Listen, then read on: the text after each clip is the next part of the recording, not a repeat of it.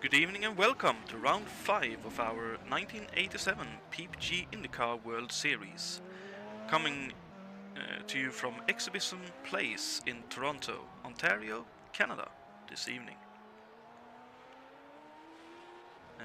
This is the last race in the series before we ramp up for our annual Indy 500, and as usual, Toronto promises to be an exciting event, similar to Long Beach in that it's a street course and with sweeping curves, high speeds and unforgiving concrete walls, which are surely to welcome anyone who takes too big a liberty around here tonight.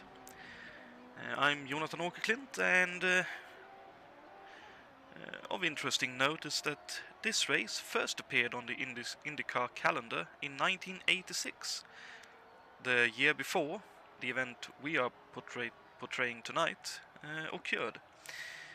It is IndyCar's second longest running street race, only behind the Grand Prix of Long Beach, which I am not entirely sure when that event started, but I'd imagine sometime in the late 70s or very early 80s as an IndyCar venue.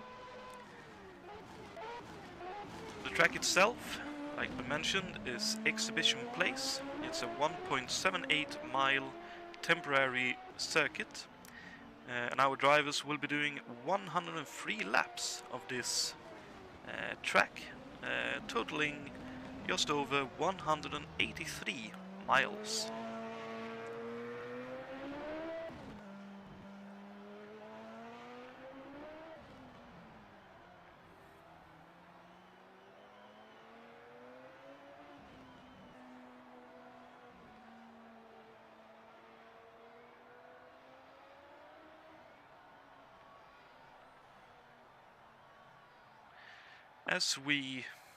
As I mentioned, this circuit is similar in many respects to Long Beach.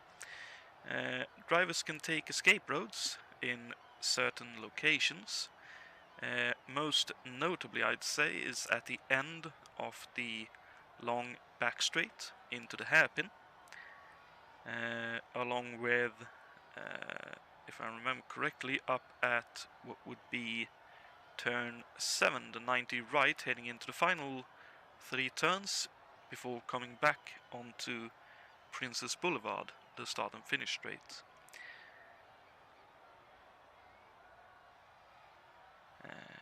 But they can do so if they feel they cannot make a corner. And the apexes for many of these turns will test the driver's precision, since there is nothing but tarmac and then concrete, meaning that if you take just a bit too much of a liberty trying to get tight on the turn, all hell will break loose for you.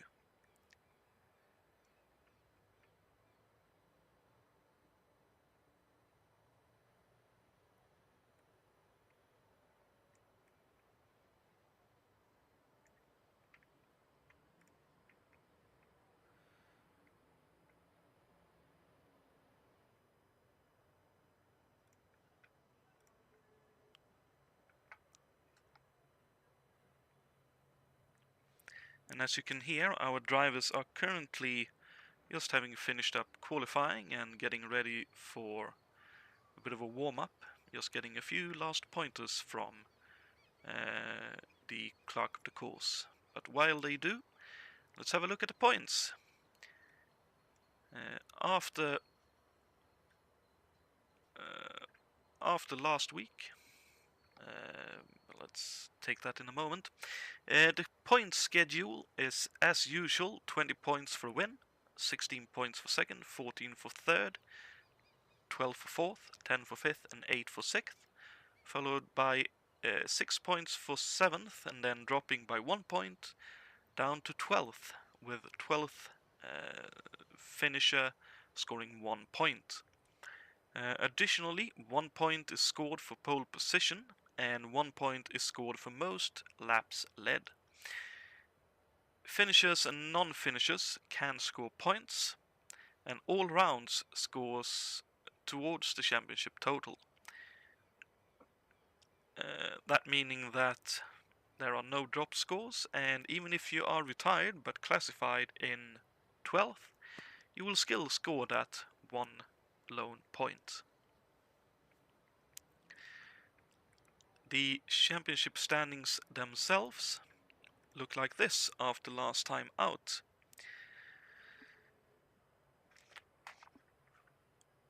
Where Anders Nilsson won and lines up third in the championship standings on 52 points. Leading is Grant Riddall on 54, 2 points ahead of Anders.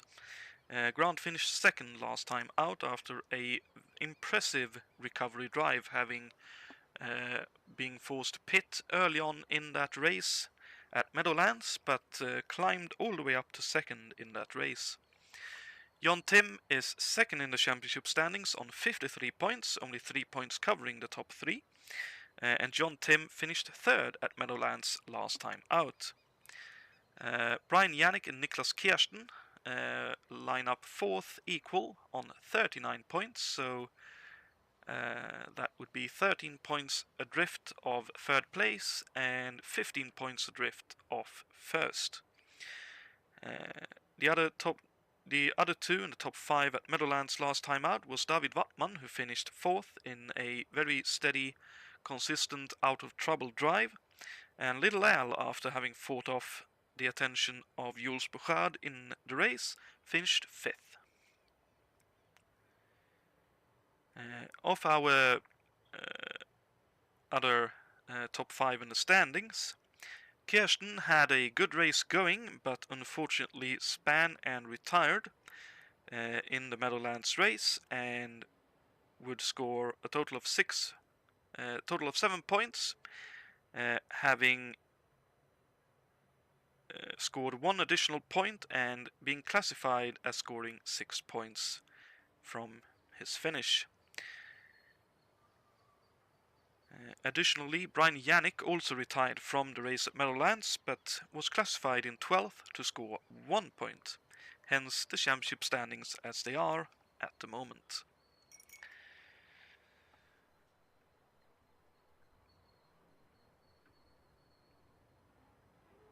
Also, I suppose we'll do this while we wait for our drivers to get out on track in the warm-up session.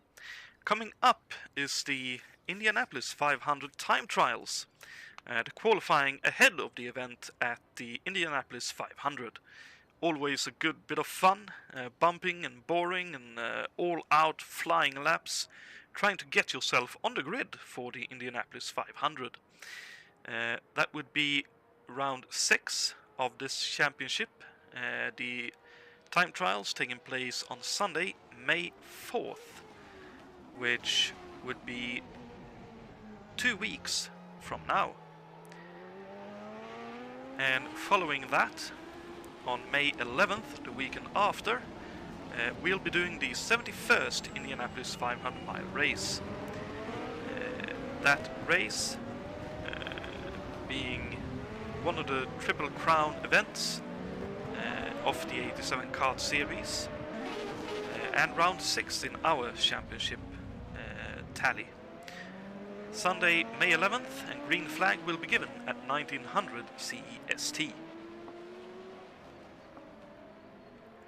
And as we can hear, our drivers are out on track, so let's see if we may be able to find a driver or two to take a bit of a run with around the track. I'll see Brian Yannick just about to head out on the straight, so onto Princess Boulevard, and second begins with a brave dive into turn 1, getting real close to the wall there near the iconic Princess Gate. The cars then accelerate up to 180 plus miles an hour down this straight at Lakeshore Boulevard before braking hard into the hairpin at the end of the straight. From there they climb a small hill on Ontario Drive, then turn sharp left here, coming up right here towards a long sweeping series of right-hand bends right here.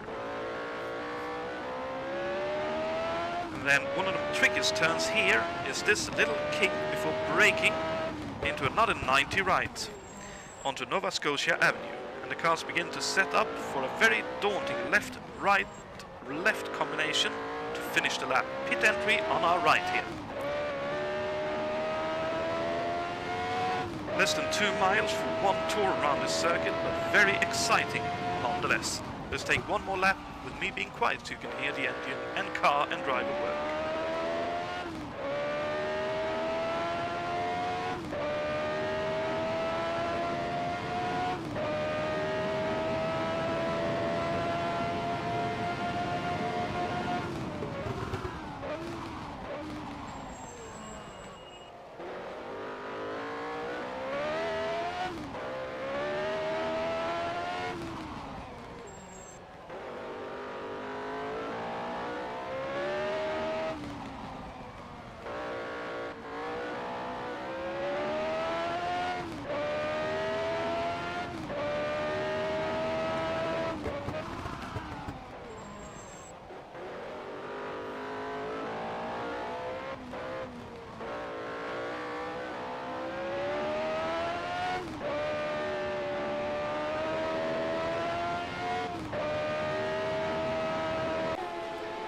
Said, what a track here at Exhibition Place.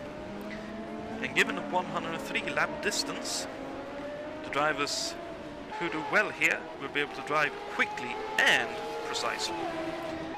Hopefully lap 1 will not see contact or accidents, especially at Princess Gate or here at the Lakeshore hairpin.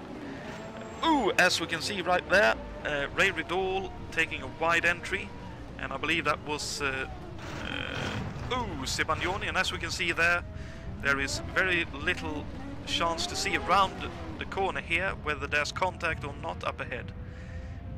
And quite a car park ending up right here at Lake Shore Boulevard hairpin this time round.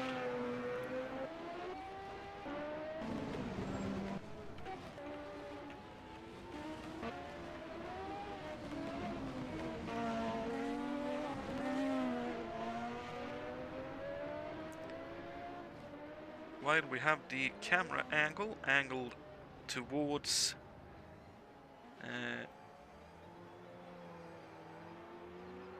turn 6. This is a very long sweeping right-hander, tight at the entry, and opens the longer you get through it, almost a hairpin really, in the way it feels to drive.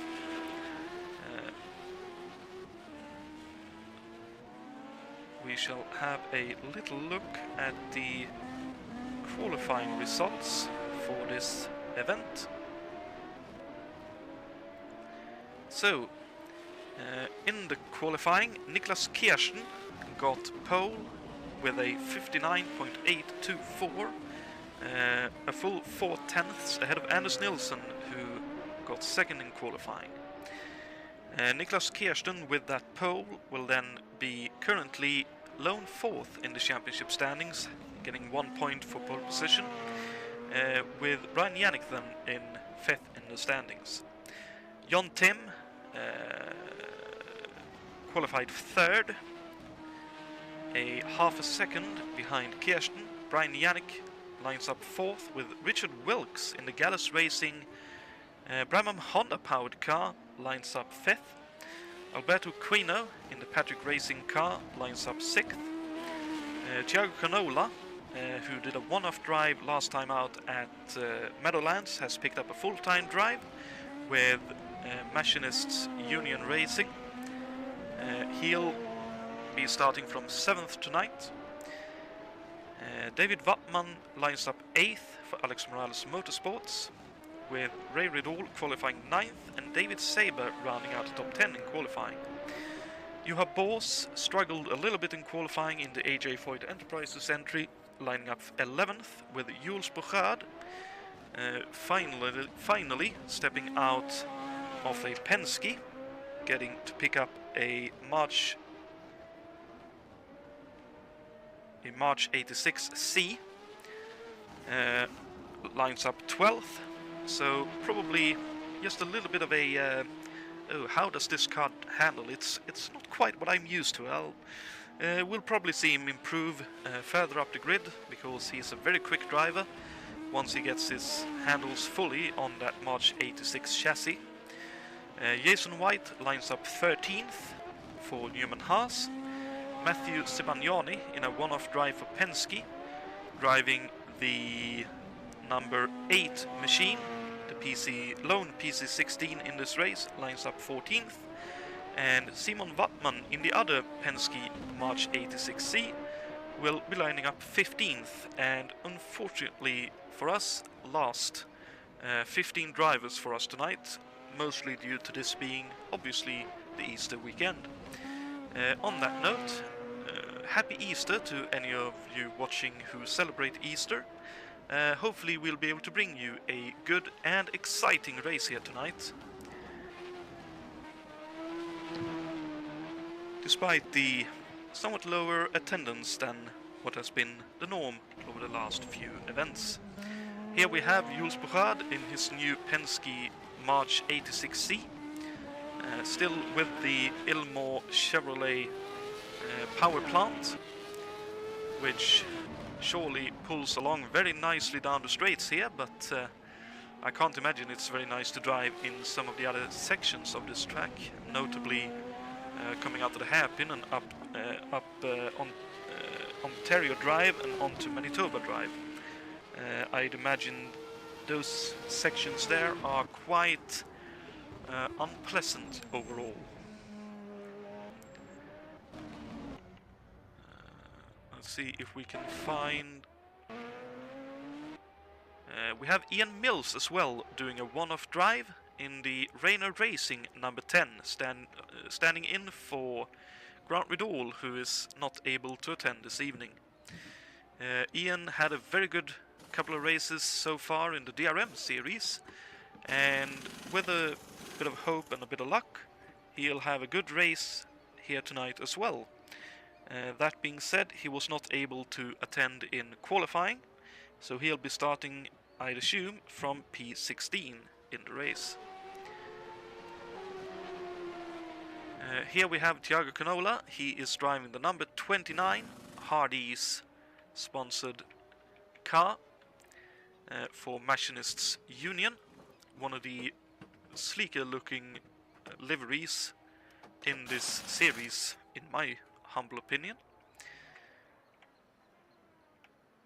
And here we have Matthew Sebagnani in the Penske PC16. Not the nicest car to drive, I don't think, around here. It, I'd imagine, is a little bit troublesome, considering a lesser chassis and the Ilmor Chevrolet power plant behind, meaning that any mistake made in terms of applying power is probably going to be harder to deal with when and if they happen.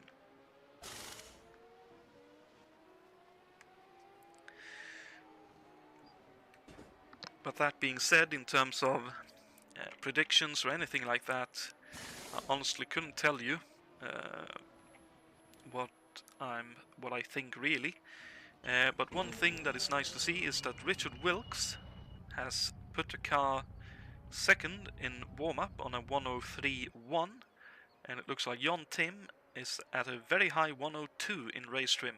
That is very rapid around here. Also of interest is that Little Al is driving the sister car to the car that won this race in real life back in 1987. That car being piloted by Fittipaldi, the number 20 Patrick Racing car. Unfortunately, Dave Miller, who usually pilots that car, couldn't race tonight, and it has not been picked up.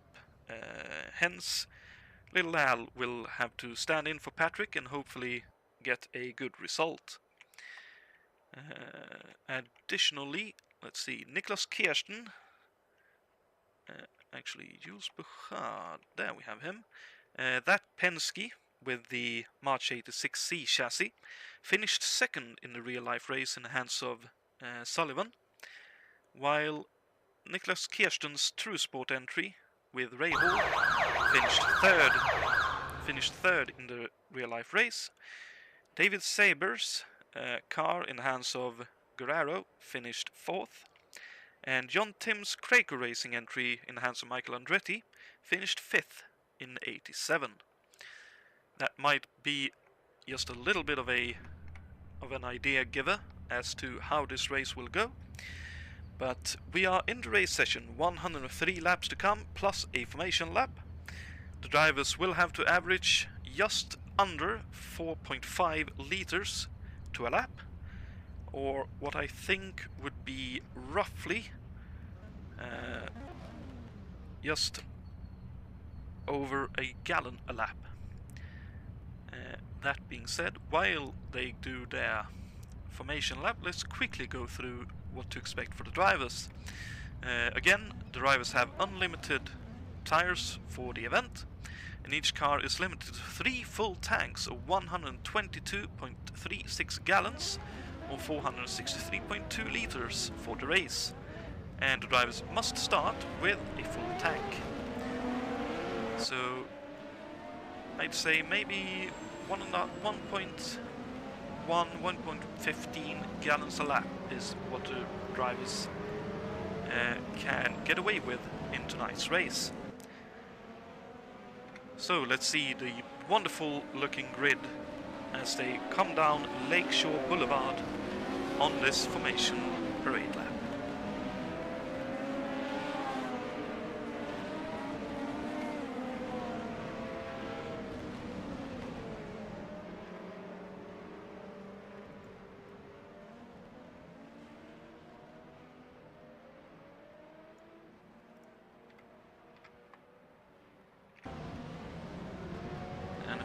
Lakeshore hairpin, up through the turns, onto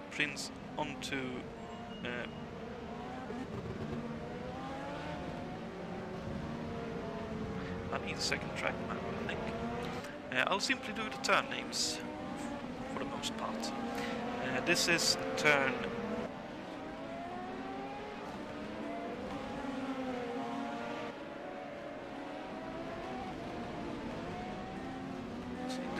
turn 8, coming up to turn 9.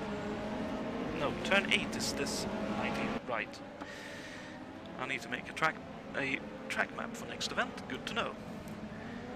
But through the last few turns, the pace car will be heading into the pit lane on the right, taking out some cones on the way, and our drivers will be heading for the start-finish line to start this race. Past the start-finish line, and the race is underway. Kirsten with a great jump off the line. Let's see if everyone survives. Oh, John Tim with a great dive up the inside of turn 1, through now turn 2. Looked like someone may have lost the front wing, but John Tim leads. Kirsten second, Nilsson third. And let's see if everyone is still alive and good. Oh, that looks like Saber may have lost the front wing. Down into the Lakeshore Boulevard hairpin. John Tim in the lead, Kirsten second, Nilsson third, Wilkes up to 4th, Yannick down to 5th, Canola 6th, Bos 7th. And there we have Saber indeed without a front wing. So unfortunately he will have to pit for some repairs, but everyone survived so far in this race, which is very nice to see. Through the kink at 7 and now into turn 8.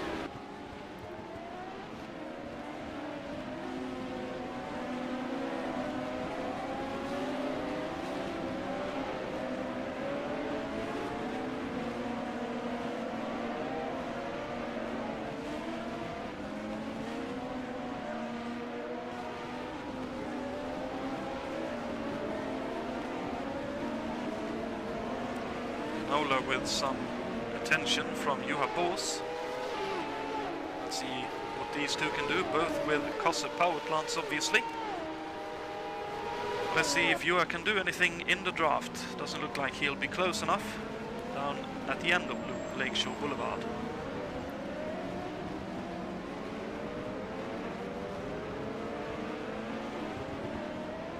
Oh, Sibagnon a little bit wide and Penske in the PC16. But survives, and here comes Simon Wattman and Bruno Chacon rounding out the field with, I'd imagine, Saber in the pits. at this, Jonatan already opening up a 1.5 second gap.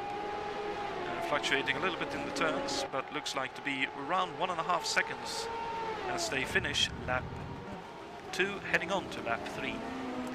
As Saber just coming out of the pits there, how unfortunate for him, he'll be put a lap down very early in this race, because he is out on cold tires, and those will not cooperate very well with him, I don't think. And now Juha Bos with a bad run coming out of turn 2, and there goes Jules Bouchard up the inside. So up to 7th for Bouchard, down to 8th for Bos. Ooh, but Bouchard deep, this is Bos's opportunity. Will he be able to run? Nope, he does not run around outside there. Probably a good choice not to try that.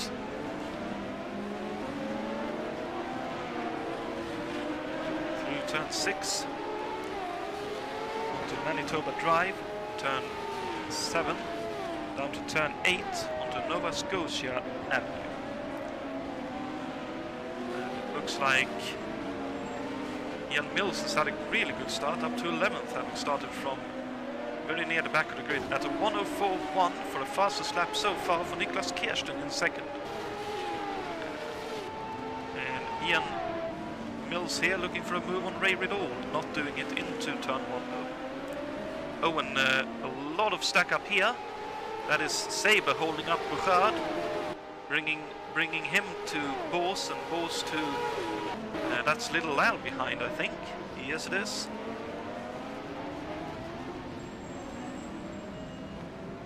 Oh, and this is really unfortunate, both for Saber and for Riddle and Mills.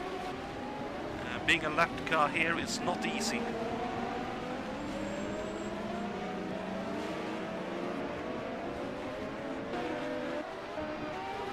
When all crossed up, I think that was Juha Bos coming out of turn 6. Through 7 and into 8. Oh, Bouchard, I think, just hit the wall on the outside there in that turn 7 kink. Very tricky turn. Sibagnone has retired. Oh, and Wattman with damage as well. Whatever happened to those two? Oh, so Sibagnone looks like he outbroke himself going into Lakeshore hairpin. Yes, he did. Hit the wall, and then without the wings. Presumably spun without the rear wing, yep, and hit the wall hard. Let's see, whatever happened to Simon Wattman then? Oh, and he's with even more damage now. Did he go off in the same place? Oh, we could see all the damage. Oh, lost it over the crest there. Quite a bit of damage to the car, but he is at least able to get to the pits and look for some repairs, which is nice to see.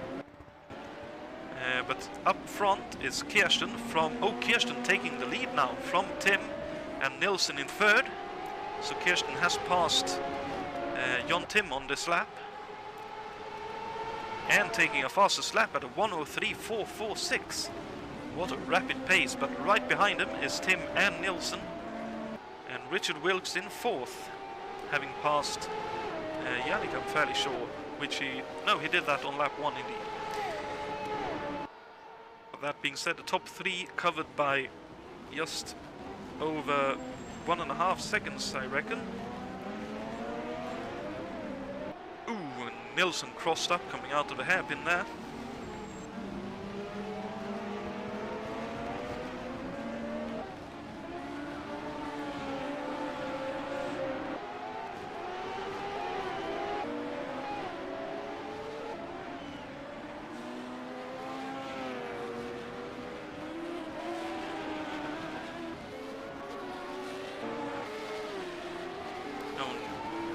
Little Al up. Oh no, has Juha Bos had an accident, I wonder? Looks like it, because he's been in the pits. Either he's hit the wall and picked up. Ooh, cold tires, oh dear, and the leader's coming through. That is very scary. I'm not sure who of them that was more scary for, Juha or the leaders, but you are doing very well to stay out of trouble there. Presumably a puncture. That looked like a fairly speedy pit stop, so probably hit the wall and picked up a puncture. Meantime, we have Chacon in 13th. Jason White in the last points paying position at the moment in 12th. David Wattman 11th, with Ian Mills still shadowing Ray Riddle in a battle for 9th and 8th, and 7th, not too far ahead either. With Little Al occupying 8th in the paddock racing machine. Ooh, Ray Riddle wide. This should be Ian Mills' opportunity.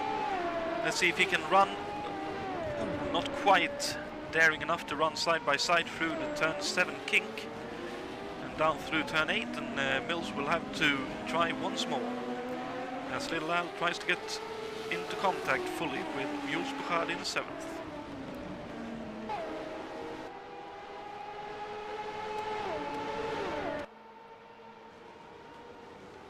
And Jon Tim taking a defensive posture here, feeling Nilsson was close enough to where he needed to take a bit of a defensive stance.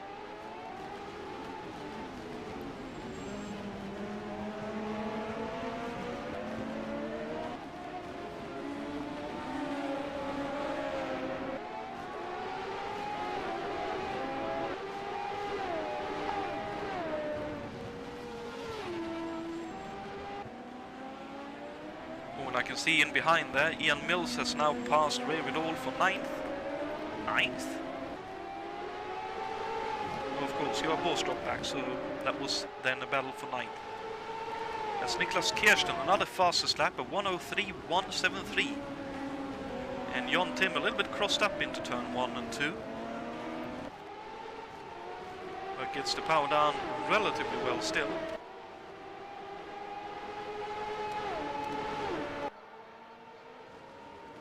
Doesn't look like there's an opportunity for Anders just yet. Then we have Wilkes closing in from behind and Yannick in 5th. Curb racing. Then we have Thiago Canola in 6th. And Juha Bos a lap down in 14th now. And here comes Bouchard. Little Al Liquino. Mills and Riddle. Followed by, that was Saber a lap down, and then David Wattman, and then quite a bit of a gap to Jason White, holding on to 12th.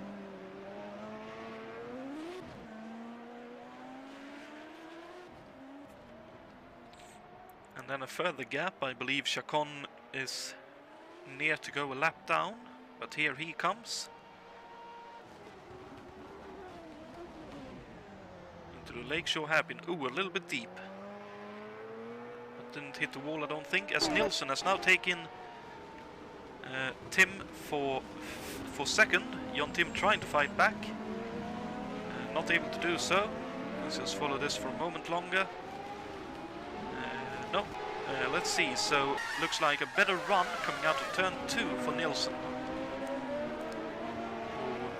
Yeah, Jon Tim has been a little bit crossed up several times, and Nilsson, very nice run going towards the outside, runs around the long way and is able to get to the inside again, defend 2nd, and he secures 2nd and will now try to chase after Niklas Kirsten. And it really has improved since he picked up that 1:02.899 for Niklas Kirsten to try and open up the gap to the guys behind as they were battling. But Anders really has improved quite a bit since round 1 when he was in the Penske. This Lola T87 really working wonders for him in comparison. You can see Jon Tim already falling behind and Wilkes really closing up. Of course, Richard Ricardo had one of the fastest warm-up laps at a nigh-on flat 1:03, which proves that Brabham Honda, while not quite in the same power delivery as the Ilmor, but pretty much on par with the Cosse, is working quite well for him around this place tonight. Meanwhile, Yannick is falling further behind, as is Canola. Mills is up to 7th. He has passed Little Al and Ray Riddle. David Wattman. Here's Jason White. Oh, Juha Bos has crashed out! No! Oh, he's already lost the front wing. Oh, let's see. He was in a battle with Alberto Equino. Alberto broke very early. Buchard trying to break up the inside of a slower Juha Bos. Overturned it on the brakes, hit the inside wall, lost the front wing. Then tried to get going again, and I'd assume... Oh, okay. I'd imagine he was aware he had lost his front wing, but I don't think he has realized that looked like a puncture on the right front. So that's unfortunately Juha Bos out. Saber now then up to 14th. Simon Wattman has been in the pits for some repairs, will be up to 15th in a few laps. Juha Bos then 13th now, having passed Saber on this lap. Chacon then up to 12th for the last points paying position, with Jason White some 26 seconds up the road. David Wattman a further 6.5 seconds up the road from Jason White in 10th. Rividol in 9th, on par with Alberto Equino at the moment, who is running behind Juha Bos. Ian Mills in 7th. I wonder... Yeah, it looks like Ian had just gotten by them and didn't get held up by that incident behind. So he has 7 seconds to make up to catch up to Canola. Let's see what he can do with that. But for now, let's keep an eye on the top 4, because Nilsson is closing up on Kirsten. Kirsten was very wide in the second to last turn there. Probably feeling the pressure of Anders closing in.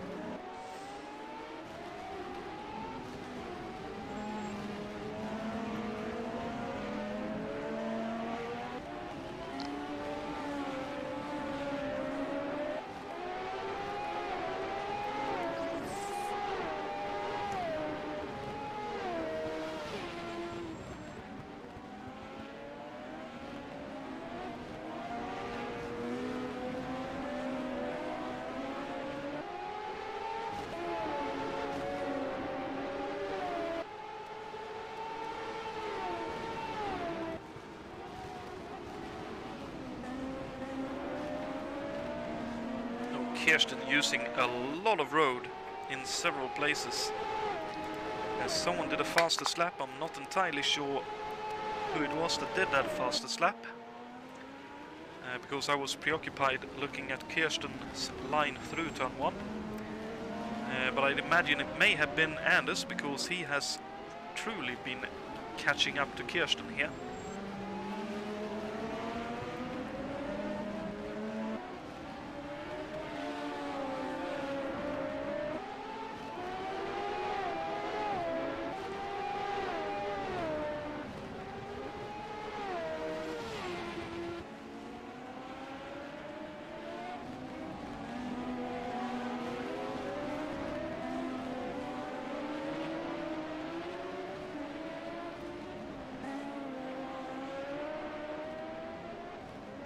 Anders with another fastest lap, really putting on the afterburners.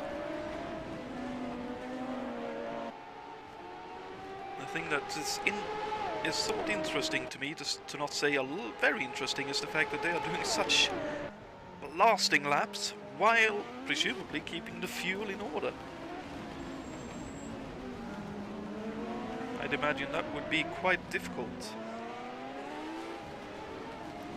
Though in the same vein, you could just run low boost, but based on the way they are flying down the straights, I'm not sure they are running on low boost.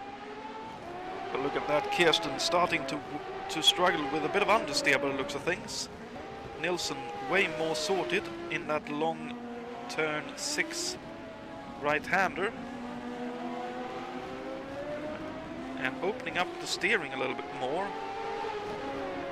though a bit tighter there. Interesting to see the different lines they are taking as they are coming up to some lapping traffic. That's Jason White in the Newman Haas entry. Currently running 11th on track and getting way out of the way. Nicely done, Jason. As in behind, that looks like... I wonder if... that whole shaking thing, I wonder if Jon Tim has struck the wall somewhere and is carrying just a little bit of damage. That car looks a little bit nervous to me. Let's just take a moment to jump on board and have a look at his steering wheel.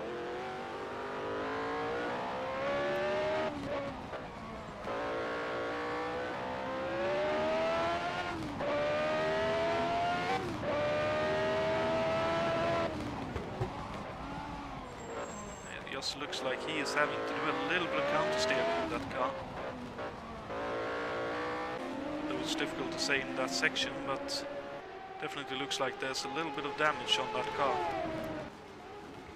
And in the meantime, the battle looks to be on for the lead, as Wilkes is still trying to get to grips with Tim in third.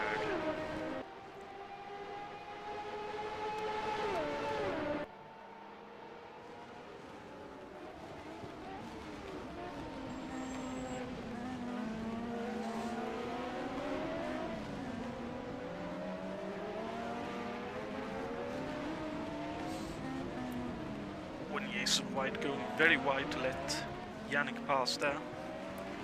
Here comes Canola and Mills.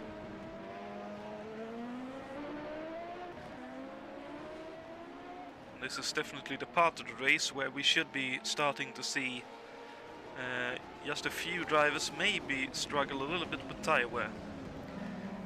Especially the rear tires take quite a bit of a beating, as Juha Bos has retired. I just noticed. Let's see if we can possibly catch...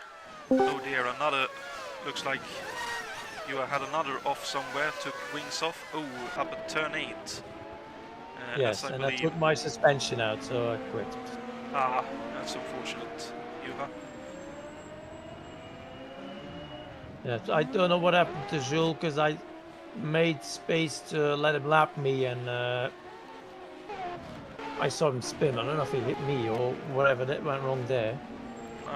From what I could see, it looked like he tried to take a tighter line than he's used to, and he was still trail braking a little bit as he turned in, and that was just enough to get the rear end swing coming around on him, and unfortunately hit the inside wall, and then that punctured the tire, I believe, and took the front wing off.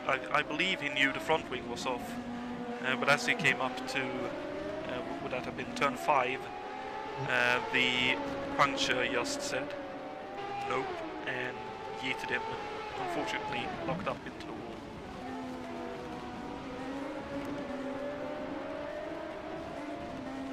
But that being said, it looks like the battles are...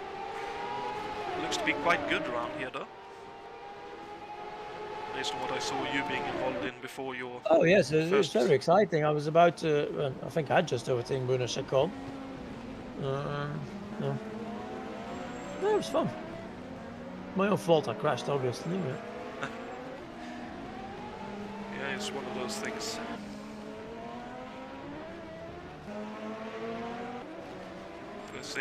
Let's see, with that change, Alberto Equino and Ray Riddle in a really heated battle now. Ray right up the gearbox of Equino's Paddock Racing car. Let's see what he can do with this Dick Simon entry. Clearly thinking about it, but not sending it up the inside at Lakeshore hairpin. I'd say maybe a little bit early to do that, maybe.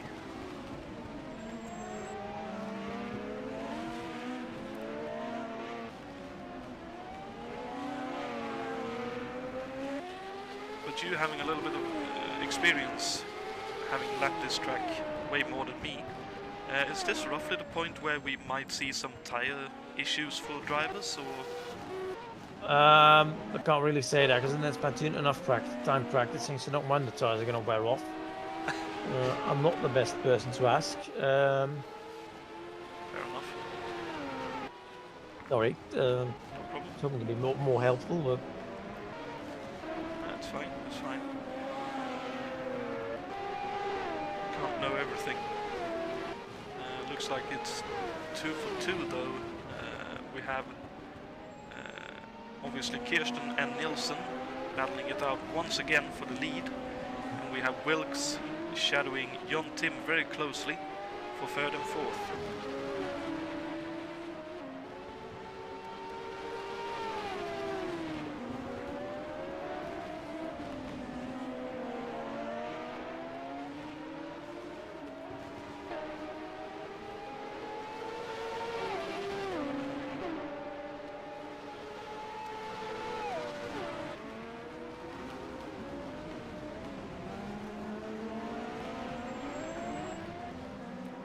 Really looks like to me that Jon Tim's car has some form of damage. That car is just slightly weaving on the straight there. I'm fairly sure that is just a little bit of damage that he's trying to carry on to the best of his ability.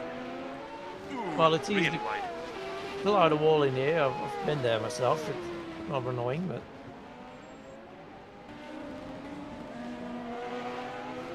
Right up Kirsten's gearbox now is Anders Nilsson. Though unfortunately in the wrong place to some extent. These last 2 turns looks very difficult to run right up behind someone else.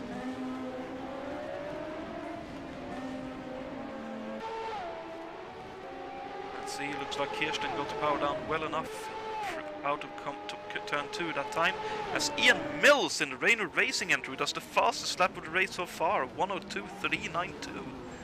What a blistering lap time.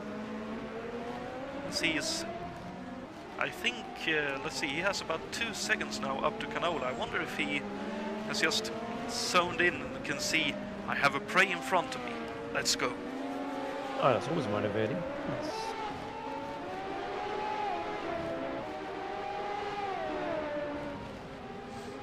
So that's the second gap to keep an eye on as we follow this battle for 1st and 2nd and 3rd and 4th. Looks like to me that Richard right now is looking to consolidate and maybe save some fuel by the fact that he's just dropped a little bit further behind Jon Tim here. Possibly feeling I don't quite have the pace to pass him. Let's see if I can overcut him on fuel and tires. Because that Brabham Honda is very frugal compared to the Ilmore and sufficiently frugal compared to the Cosworth.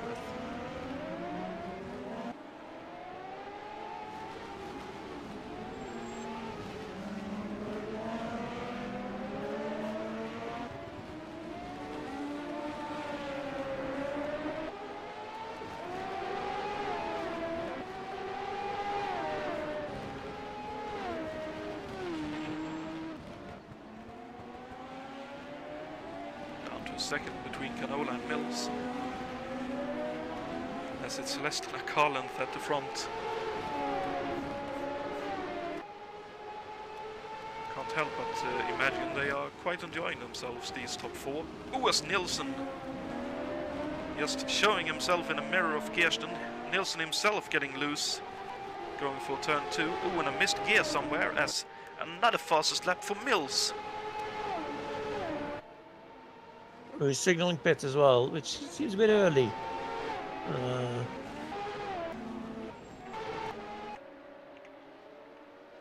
Well, Jon Tim's also signaling pits, but well, I wouldn't expect it to be now. I would expect it by 10 laps or something. Well, based on the discussion that I heard between some drivers earlier, making 35 laps is a little bit of a struggle, but what you need to do. Oh, and Canola wide, Mills up the inside. Yeah. Yeah, and he's got the inside line for next turn. Well, maybe not then. Yikes! Yeah, well, there we go. Yeah, that is one of those, unless you know you can truly trust the one you're running alongside with, I don't think you want to be too wide through that turn. I don't think he wants to be stuck behind Thiago for too long, as he feels he's quicker. Yeah, he's done 2 fastest laps in a row, so he clearly has some pace to burn.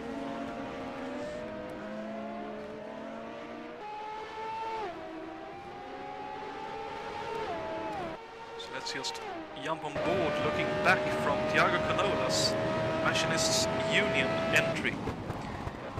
March 87C being followed by the Lola T87 of Rainer Racing entries Ian Mills. Was that a car off in the background? Let me check. Looked like someone was off in the Lakeshore Hairpin back then. Could have been tires only, but... Who were you following when you saw that? I'll check. I was looking back from Canola's car just then. Okay, I'll try to...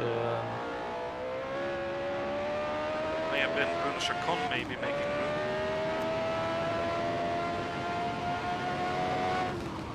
Well, I can't see it.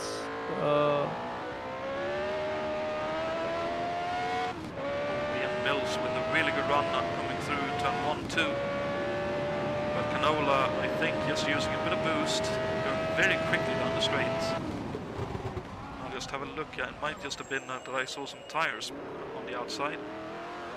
Yes, it would have been. I think I just saw the tires on the outside and the advertisement on the walls, just making it look like a car was off back then. Mills currently can't make his way past Canola, and Yannick slightly running away in front of these two. But Mills clearly a lot quicker than Canola in some sections of this track. Swallow for one more lap here. Let's see if Mills can do anything with it, otherwise... Oh no, Sabre has retired! Oh, looks like a big off. Oh dear. Yes. Ow. Yikes. Well, so he'd lost the rear wing already, so... Yeah, he... Ah. He got caught out by a slower car, looks like, maybe... lost his rear wing, yeah. And then... looks like he knew he lost the rear wing, but... Ooh. Don't know if he misjudged that or just couldn't turn the car on the speed he had, but... That's a big off. Jason White lost his rear wing. Oh no! Yeah, let's see. Ooh, no, what? Oh, looks like he was... Oh, he went off on the exit of 2, it looks like.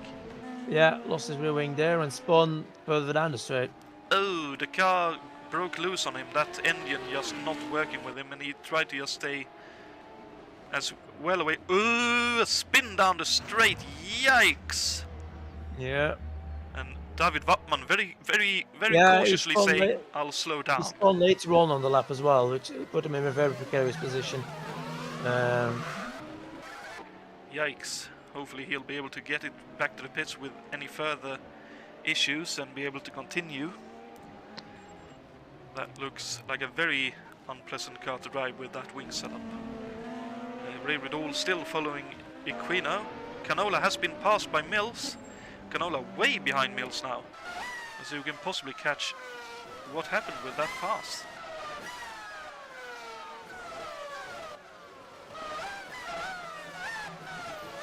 Oh, so no, that's happened. The pass happened before.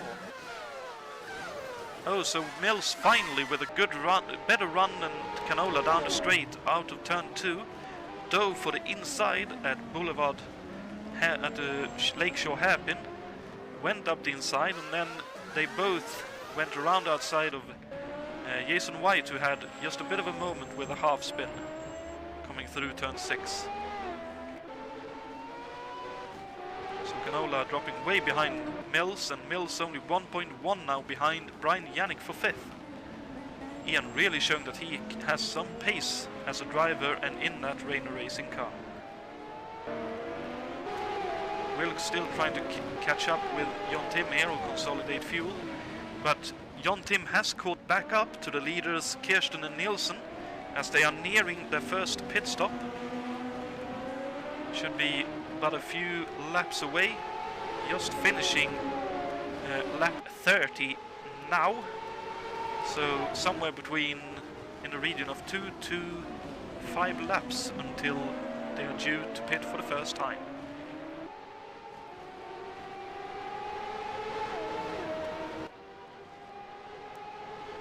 look at that. Look at that car of Jon's moving down the straight. It's definitely some kind of little bit of damage in the rear end, I'd say. But he is doing a brilliant job driving it as quickly as he is.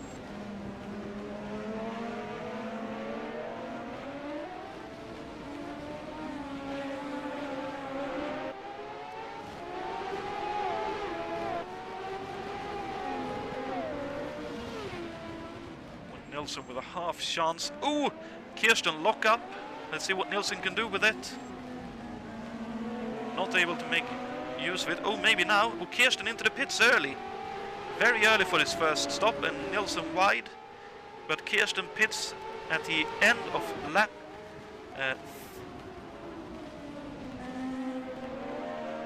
Lap 31, yeah. 31, yeah. Wow. It seems early. That is quite early. He'll need to run very long in one of the later stints. Let's see where he comes out as... Oh, Yannick in as well. As Kirsten exits. Looks like he should be able to exit in 6th place. And that's another aspect. This pit lane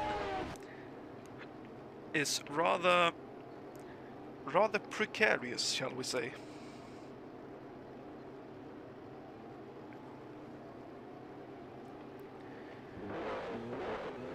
And there Yannick done with his stop. Looks to be rejoining in 10th.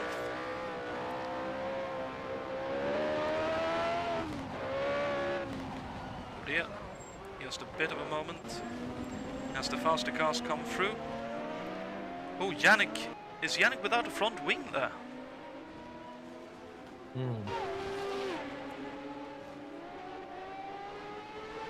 He is? Yes, let's see. Yikes. What happened there? That must have been... And he actually exited the pits without front wing. He must have taken that wing off as he entered the pit lane. Not realized that the wing was off and turned damage. No, it was all. No, it was off on right before he entered. Ooh. So that's very unfortunate. He'll need to pit again if he wants to have any kind of pace in this race. Ooh, and just going against the wall again. See if he decides to pit immediately. Looks like he will. Ray Riddle still following Alberto Aquino. Kirsten just ahead of them. Then we have Canola now 5th, Mills 4th, Wilkes 3rd. Still trying to keep on to Jon Tim's rear wing. And Anders Nilsson now free of the dirty air from Niklas Kirsten's car has opened up a gap of nearly 3 seconds in just a few laps of driving.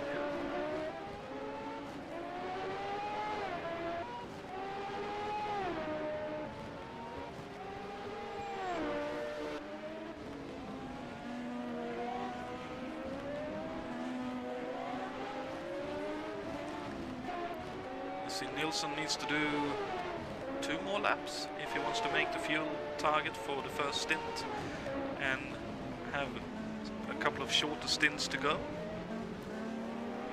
As Yannick comes out of the pits, Nilsson navigates it very nicely. Yannick keeping it very clear what he's doing. Oh, look at that, Ian Mills at 102 flat. Wowee.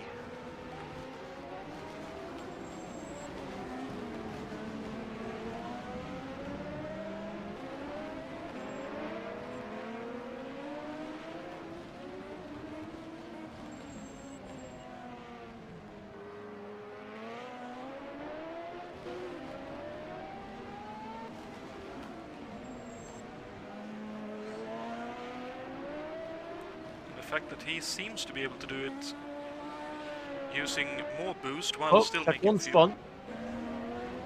Oh, that is indeed true. Luckily got it to the inside, so both Anders and John into Anders the pits. pitting. Wilkes into the pits as well. Let's see what Mills does. He's into the pits as well. I hope no one has that very first pit stall, because that would be very troublesome. When Mills just stopping a little bit before his stall there. Canola coming in as well.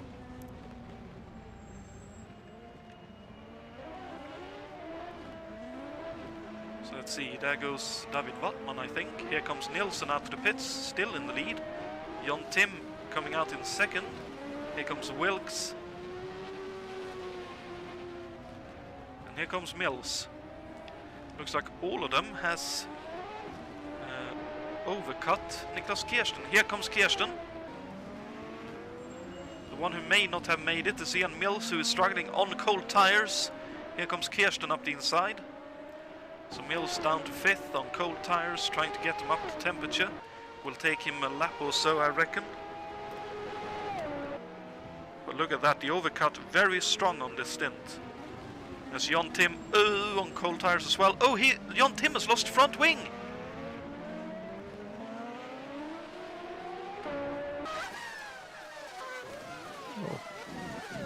Oh, he ran deep at turn 1 on cold tires. Yeah. Oh, just a lock, just a slight lock-up as he turned in, and then just had it fully I locked think it's up. still very lucky to still be going, not having to rip more bits off it. Oh, and here comes Mills with the wing. Oh, looking up the inside. Oh dear, oh dear, oh dear. Looks like Mills saw, okay, you have damage, I'll back off. And here comes, cutting it very close with the inside wall, coming back into the pits, but into the pits comes Jon Tim. Unfortunate situation for him, but hopefully he'll be able to return to the track before he loses 10th. As little Alan Ray still battling for 7th and 8th. I wonder if they'll be locked together for the rest of the race. And Simon Wattman now in the last points paying position, with the repairs to Jason White's car still ongoing by the looks of things. That is one long repair stop. So let's see, Anders in the lead now by 6.7 seconds. Make that maybe even up towards 7 seconds ahead of Wilkes, who now runs second in that Gallus Racing Brabham Honda powered car.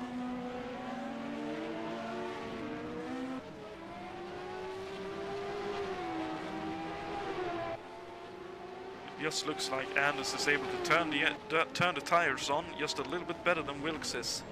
Because Wilkes, crossed up into turn 1, is just struggling a little bit on this full tank of fuel.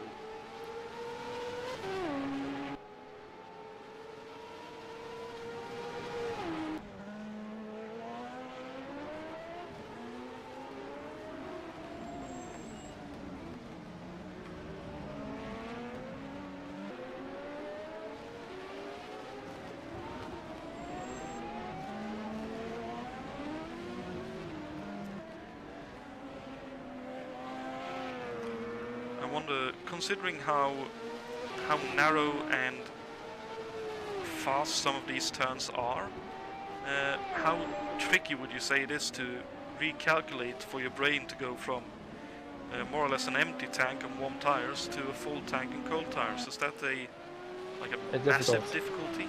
Yeah, the out laps are very difficult, I found.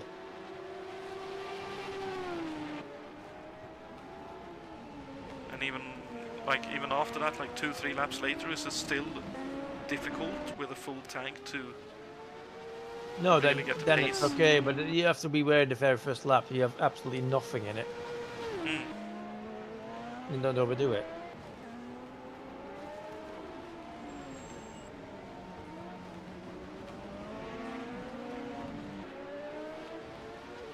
So it's akin to what Charlie Cox, I believe, cited something similar in a wet race. They're skating about like elephants in a skating rink on the outlaps. Very appropriate.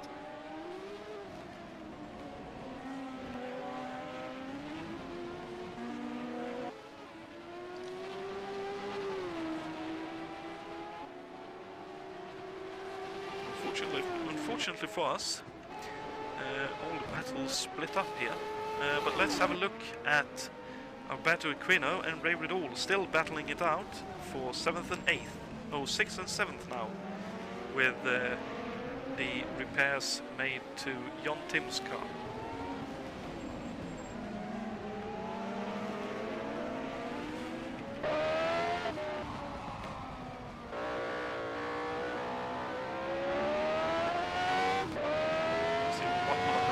Scheme moving out of the way.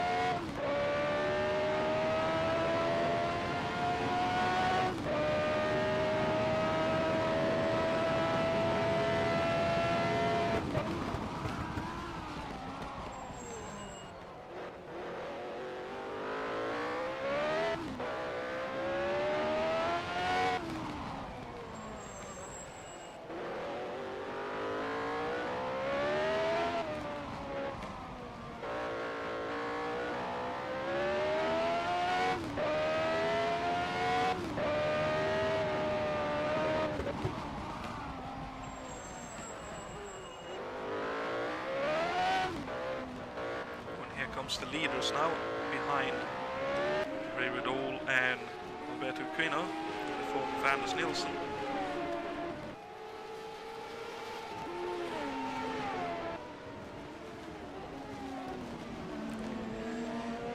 So that proves just how frantic the pace is at the very front of this field, because neither Little Al nor Ray are anywhere near slow drivers, but Anders is flying in that excitement. Lola T87.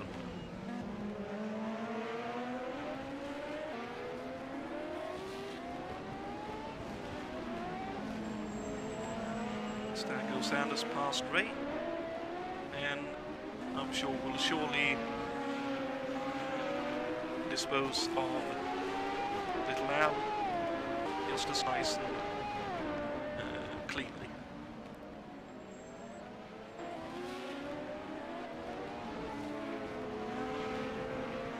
That might just give Little Al a little bit of breathing space.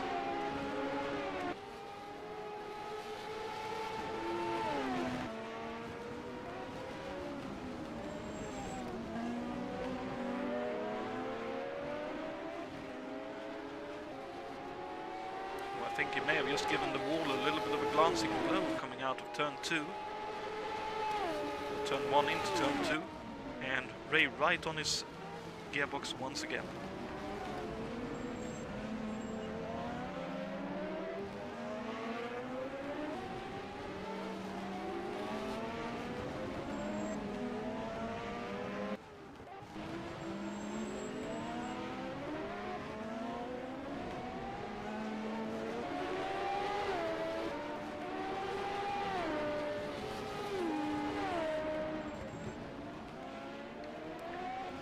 So while we have just a little bit of a lull in the action, I noticed that the battle for third could be coming up very soon.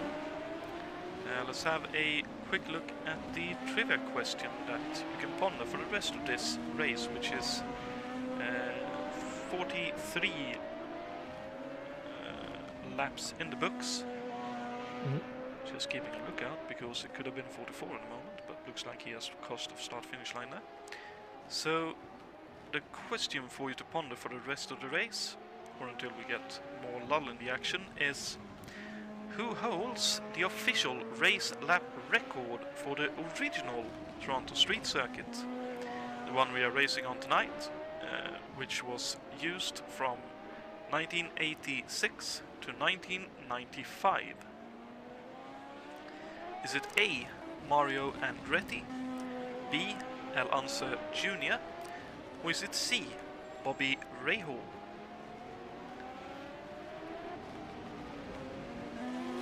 Any guess or idea straight away there, Juha? I'll go for a hole. Rail, okay. I'll keep that in memory for a little later. But I will say I had it wrong when I first saw that question. As now, Ian Mills has caught up to Niklas Kirsten in the battle for third place.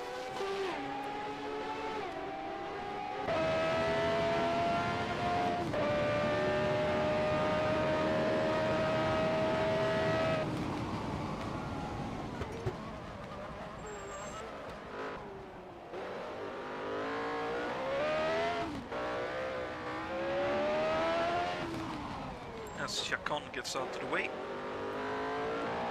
Doesn't look like he impeded Kirsten or Mills at all there, which is very nice to see. That is one of the most difficult things on these street courses in America. Getting out of the way of the leaders, because there's no room and very difficult to just get around the track yourself, really. Yes. Oh, Kirsten missed a gear, I think. Mills with a chance, going for the outside run into turn 1. Not able to make it work, but maybe he can get a better run coming through 2 onto Lakeshore Boulevard. Looks like that's not the case. Kirsten has been very strong out of turn 2 so far in the race. But Mills very quick at the end of the straight. Not quite close enough to go for a bit of an attempt there.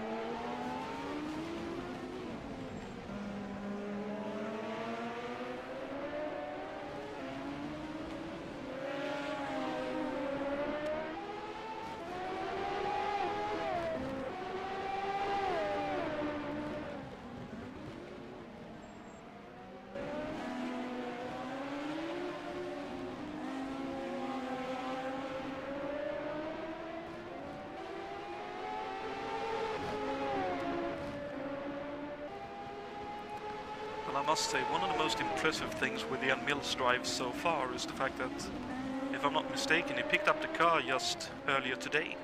Yes, he did, yeah. Though I do know he has quite a bit of experience. He has helped Anders a little bit with setups in the past in different series. So he is a very good peddler, but he has proven tonight and previously in the RM to be a very quick learner and a very quick peddler, I'd say. Getting these cars around this track at this kind of pace is ludicrously impressive.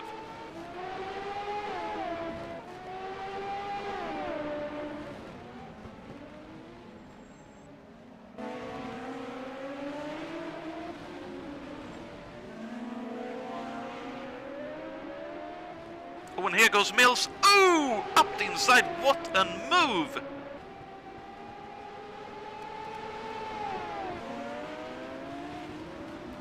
That would have been, if Niklas hadn't seen him, that would have been a low percentage move, I'd say, but that came off very nicely for Mills. Up to third, Yeah, goes Kirsten down to fourth. It was really close though. Oh, it was, but it worked out.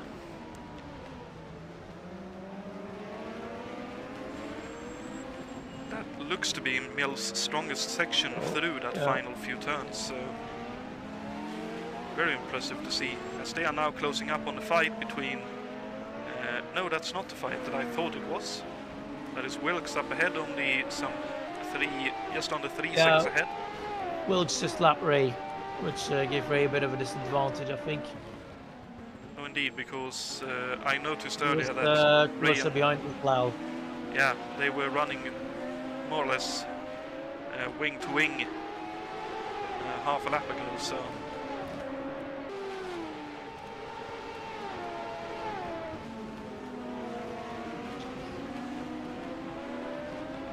Very impressive to watch, and even more impressive in some ways is the fact that Anders is opening up the gap further.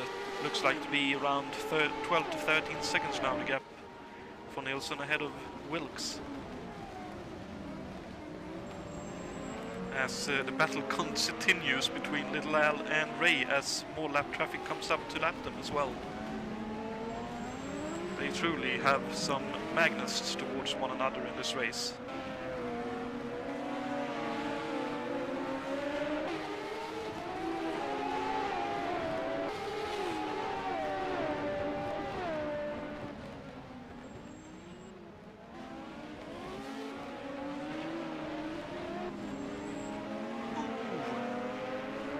Thought Niklas may take the opportunity to try and dive up the inside of Ray there into what would have been turn 9, but thought better of it, thankfully.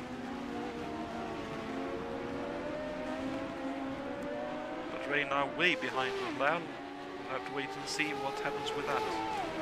But even with being held up by slower traffic to some degree, Mills is still only 3 to 3.5 seconds behind Wilkes.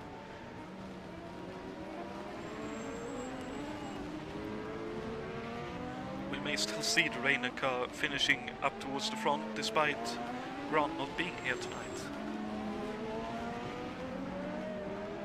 As I notice, Jason White has decided to retire the car. I'd imagine the car was not repaired well enough to his liking after he came out of the pits there, and Simon Wattman has retired as well. Unsure why, but presumably a strike against the wall.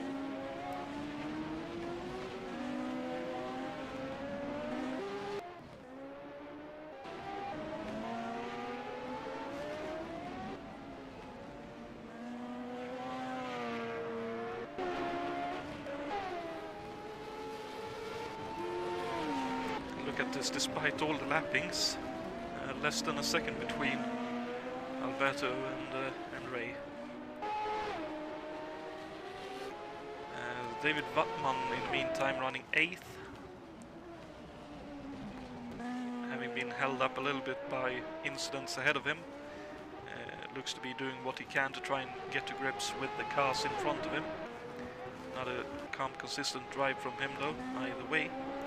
Brian Yannick after his repairs to the front wing, running 9th now. 12-13 seconds behind David Wattman. John Tim in the meantime, 1 lap behind Brian Yannick in 10th. So will be a long drive to try and get a result better than that out of this race, unless people have issues up ahead, most likely. And Bruno Chacon running 11th at the moment, on for 2 points in this race. While Simon Wattman, wide retired, will score 1 point towards the championship hunt.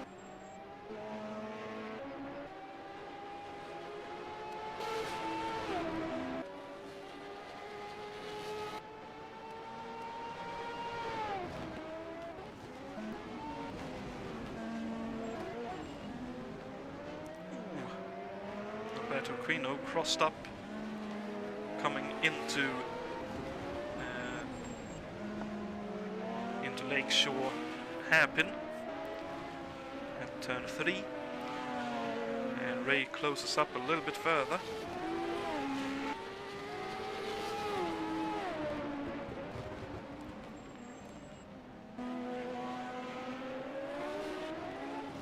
I imagine both of these guys will have had a good bit of fun having been able to battle for as long as they have, and presumably for a lot longer in this race. Ooh, Alberto all crossed up. Oh dearie dear. Really slow. Ray had to check up.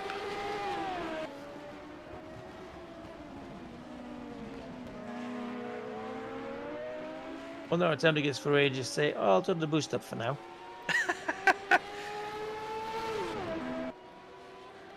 Could be exactly what he's looking to do, because he's right in the wheel tracks of Little Al. Up the inside he's looking, but that Ilmor Chevrolet really pulls down the end of that straight.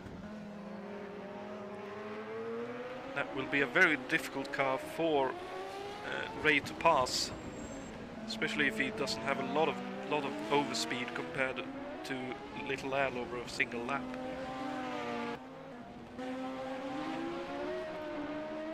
But also nearly, well, just around a second now between Mills and Wilkes for 3rd and 2nd.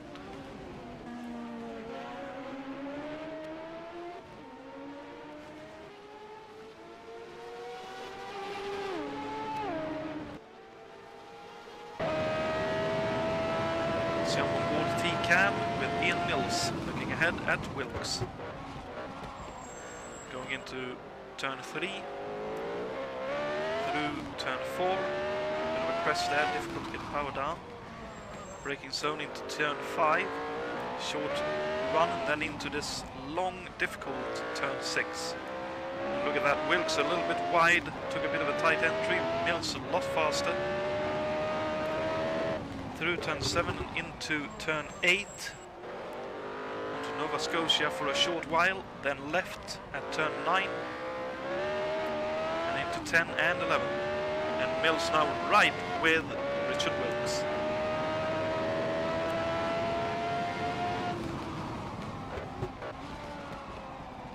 Wilkes wide again. Ooh, Mills very early on the power, a bit of a missed gear though.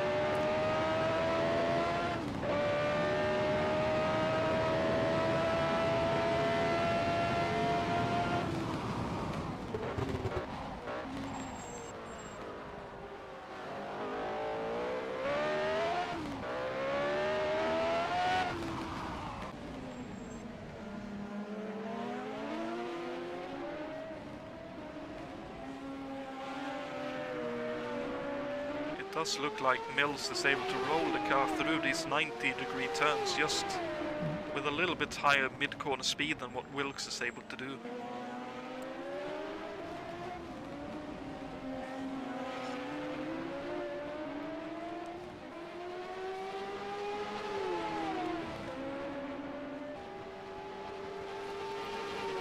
This is of course also a March versus Lola battle because Wilkes is driving the March and Mills is driving one of the Lolas, and also power plant battle because it's a Brabham Honda in the Gallus Racing number 15 for Wilkes and a Cosworth, I believe the designation is a DFX for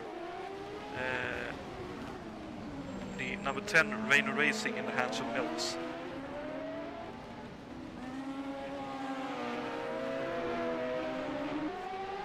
Ooh, and both of them hard on the power there, trying to get the drive out of turn 6. And the battle truly is on as Chacon dives out of the way, staying close to the wall. You're saying, you guys go by. I want no part of this.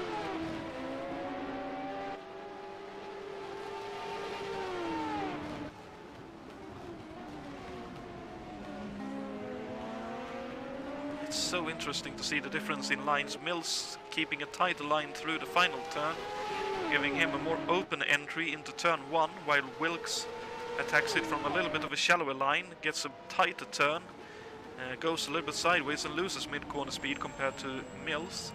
But obviously Mills with very little room to go anywhere with that, but his car looks way more settled in some of these faster turns.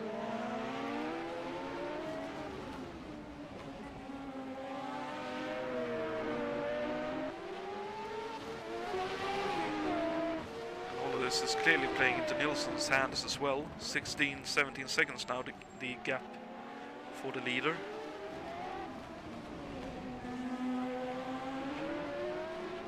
Oh, and Mills again looking up the inside. Oh! And Wilkes gives him room. And Mills up to second. Let's have a look on the replay. On board with Mills as he makes that move from the T-cam. He's able to get very early on the power, looks up the inside, Wilkes sees him coming and leaves him the room he needed to get that move done. Not exactly the passing spot you'd think of. No indeed, but that seems to really suit that Rainer Lola Cosworth, considering he's done it twice. Like I said, it seems like his very much strongest point is through turn 9, 10 and 11, as well as turn 1. He just carries a lot of mid-corner speed and seems to be able to get on the power, especially out of this turn 9 turn, very early compared to his competitors. Let's see now what he can do about Anders. Gap is I'd say about 15.5 seconds, despite the fluctuation in times.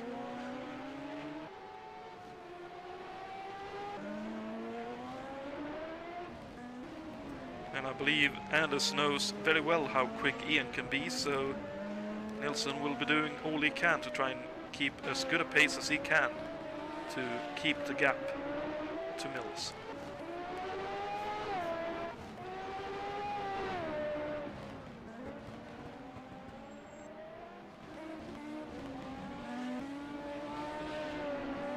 Mills immediately opening up nearly a 2-second gap to Wilkes, which will surely be a little bit over 2 seconds by the end of this second lap, having gotten past.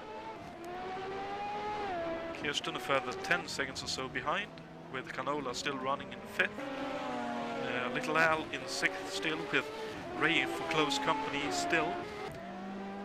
David Wattman 8th, Brian Yank 9th, John Tim 10th, and Bruno Chacon running 11th and doing a really good job keeping that car and himself still in this race. This track is not easy at all to drive around.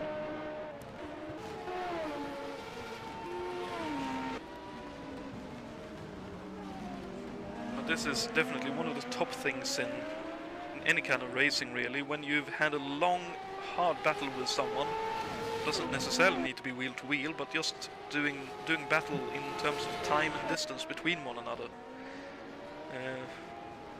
What do you think? Is that one of the reasons why we do this? I think it is, yes. Sorry for the short answer. Just a couple of track to it. It's fine, it's fine. Oh, I was just scrolling through all the cars, see if anything's happening. So I got a bit distracted by the question. Not a problem. So yeah, having a long race battle, not necessarily wheel to wheel, but time v time, is one of the reasons why we do this, I'd say. Yeah, that keeps you going. Even if you're running for 10 to 11 plays, it doesn't matter as long as you have some target to go. You're not getting bored. You keep trying. And as soon as you get bored, it's the problem. I think we still got a battle on for 6th because Ray is really close to the Al. I suspect he missed a gear there. And this little tussle here is the reason for the question. Since they've been interlocked since more or less like lap, shall we say 10? Yeah. I got the impression he got it made closer there.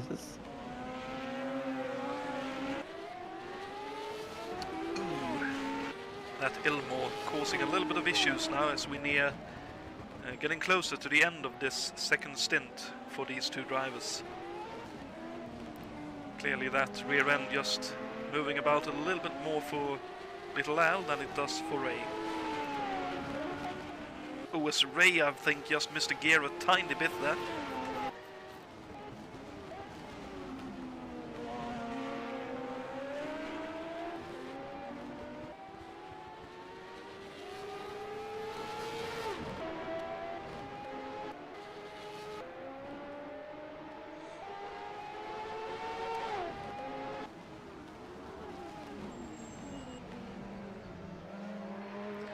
Just had a quick look there. It looks like the gap at the top is remaining the same for now.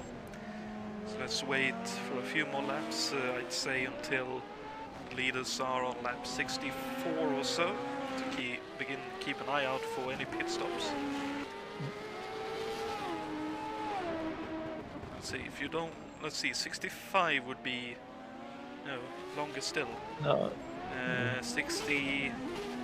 Oh, Little Al missing dearie me, gears. really missing gears. Yikes! Yeah, that sounded painful. But thank God he's still ahead of Ray, but that's not helping him. I can't help but believe that that engine might just say frog sounds and then throw in the towel. Oh, yeah, there's Ray. In a few Yeah, laps. there he is. Final with a good enough run coming out of turn 2. Let's see if he can brake late enough. Oh, he does. Grino lets him by.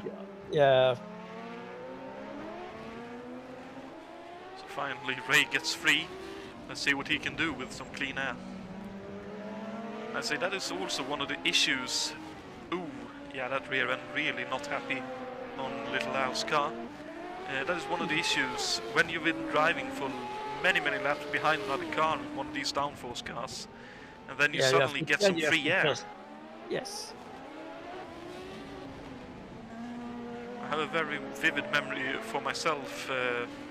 Many years ago, we're driving in an F1 1978 championship around a track mentioned earlier in this broadcast, Long Beach, on the old layout when you went up the hill onto a top street and then ran off that hill down to the beach again.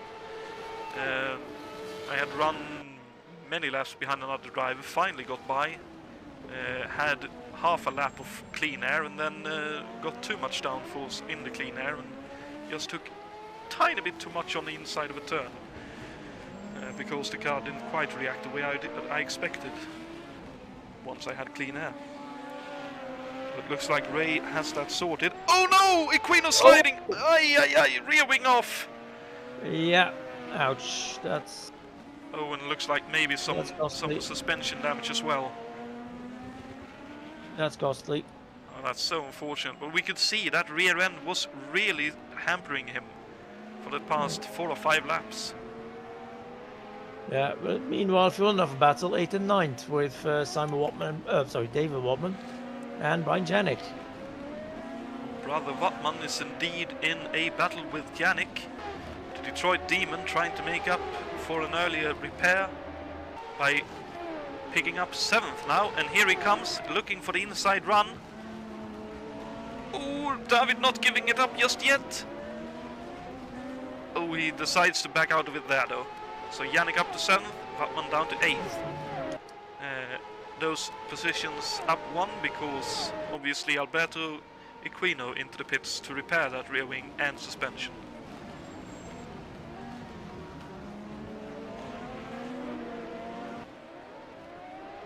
Looks like Janik has the pace to open up a bit of a gap to David, so presumably he'll pull away further still.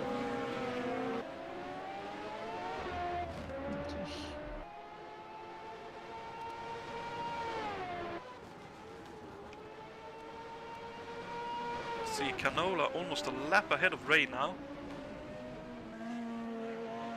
Just half of Lakeshore Boulevard or so between them.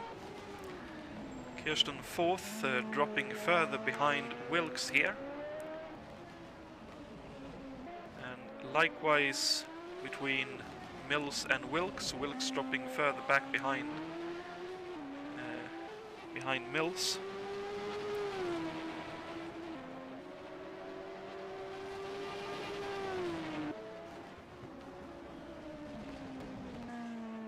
I think Jeff Brabham, if he were the driver in this Gallus racing car this evening, he'd be quite happy with where he is in the field, and I'd guess Richard Wilkes is as well. Yeah, it's good doing good performance today.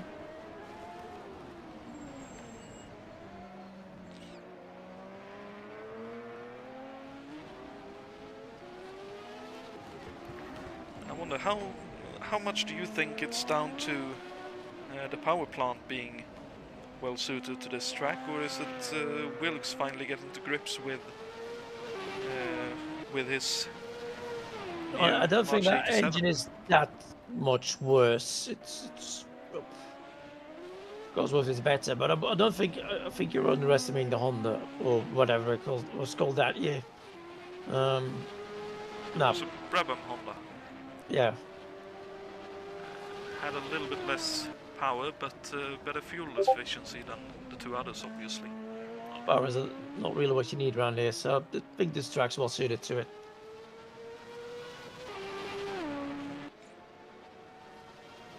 I noticed as well, Mills with a fastest lap of 1:02 flat. Second time he's done a 0.2 flat, and he is closing in on Nilsson. 11 seconds or so the gap now.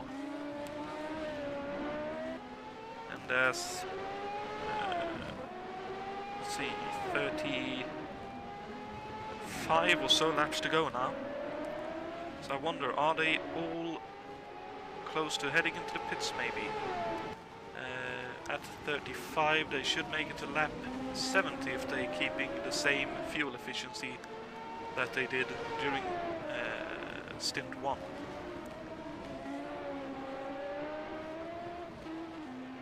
Wilkes continues. Let's see what Kirsten does. He was a little bit earlier into the pits last time out.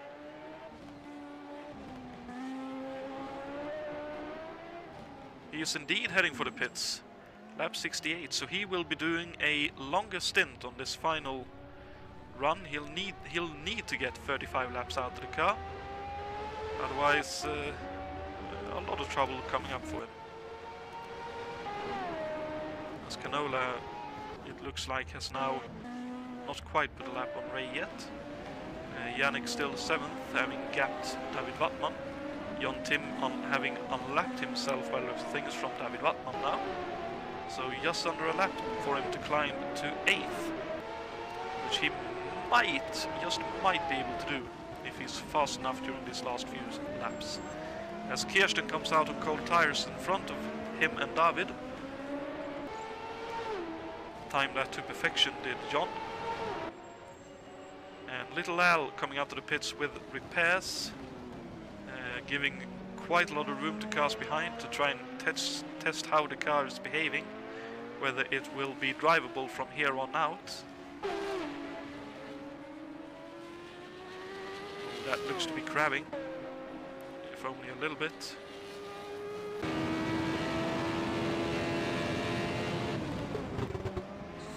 Possibly just a little bit of a crab there, but hopefully he'll be able to continue. And Chacon still in 11th. Ooh, and running a little bit deep there, but keeps it off the wall.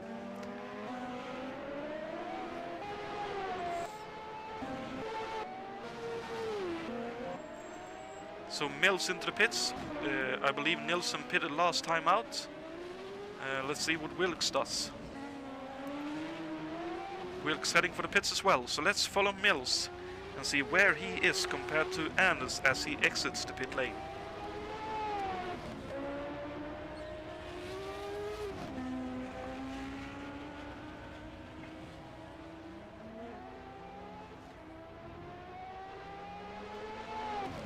As here comes Anders, past the start-finish line. And Mills coming out.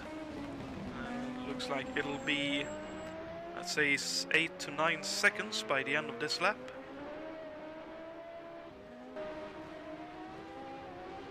Ooh, but it of course depends on how well Mills is able to drive on these ice rink tires. And how well Anders has heated up his. Ooh, a big lockup. Mills keeps it relatively contained though.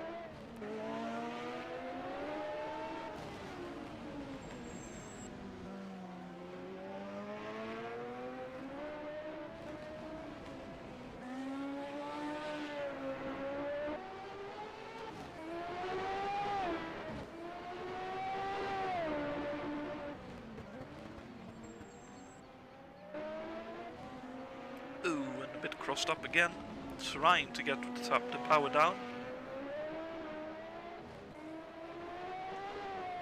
Ooh. Really trying everything he can to try and get the power down and go quick. Looks like the gap is around 9 seconds at this point. Ooh, as David Wattman, I believe, that was just about avoiding the wall coming out to the pits.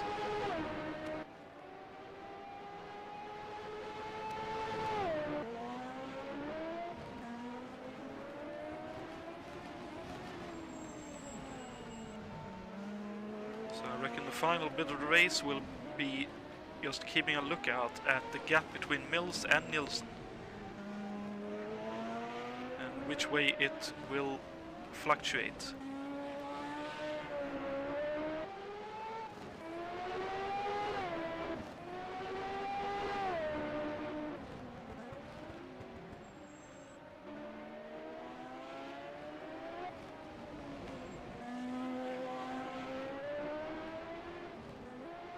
Yannick just exited pits.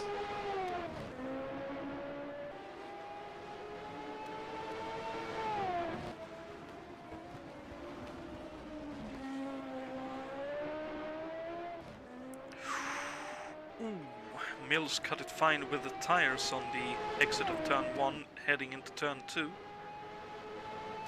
I reckon then, but the gap has solidified at around 9 to 9.5 seconds between the leaders. Let's see what else is going on. Wilkes 14 seconds adrift. Niklas Kirsten a further 15-16 seconds adrift. Theo Canola running in 5th, now a lap ahead of Ray Riddall. Brian Yannick, like you mentioned, out of the pits. 14 or so seconds adrift from Ray Riddall. He'll be looking to try and gain that back to get 6th in this race, if he can. David Wattman getting out of the way of Wilkes in 8th. Also having come out of the pits last lap around. John Tim looked to be a little bit slow, but just slowing for turn 8 as he is heading for the pit lane for his final stop. Then we have Little Al and Brun Chacon to round out the field in its current running order. As Chacon tries to do his best to get out of the way of Mills there.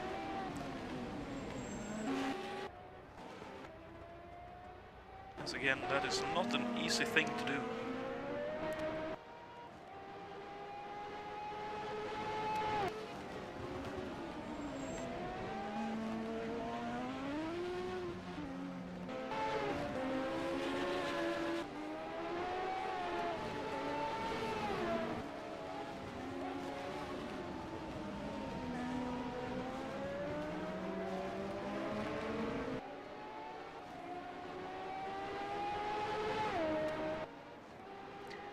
Does look like either Mills has run into some traffic here, as he has lost just a little bit of time, or Anders is just a little bit quicker when on a full tank of fuel. Possibly down to a bit more experience in these kart machines.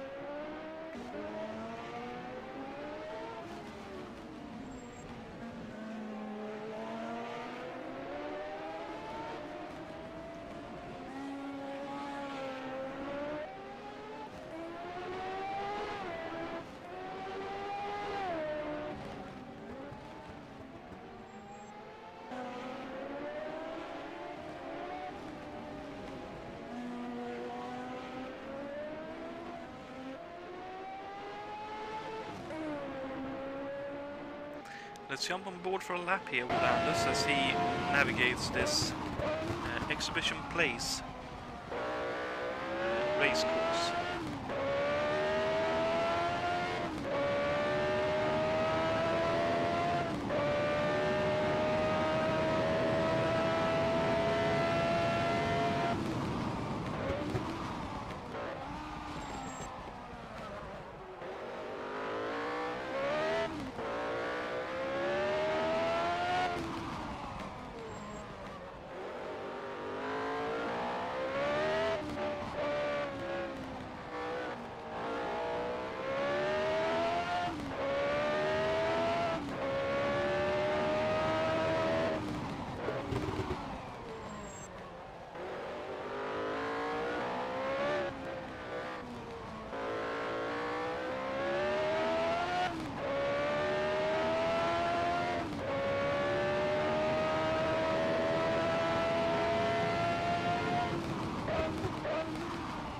very impressive to see how much mid-corner speed he's carrying, especially into some of these 90 degrees and into the hairpin,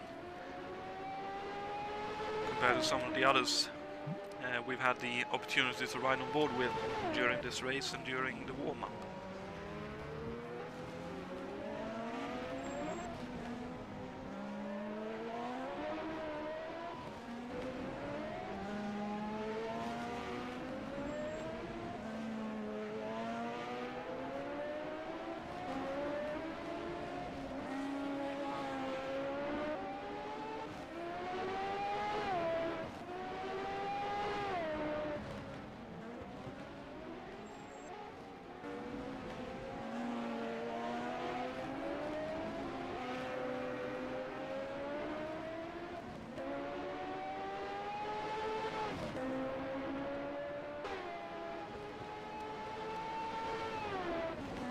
Definitely looks like Anders is quicker on the full tank because he's now pulled another few tenths on Mills, though the time is fluctuating, so maybe that is the true representation, around just under 10 seconds or so.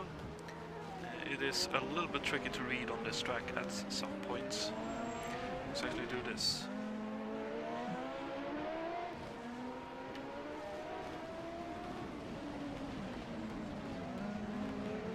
I'd say the distance is around that distance, so about 9 seconds now. So Mills has sped up compared to Anders over the past couple of laps here, but time is somewhat running out for Mills if he wants to catch and pass Nilsson in this race.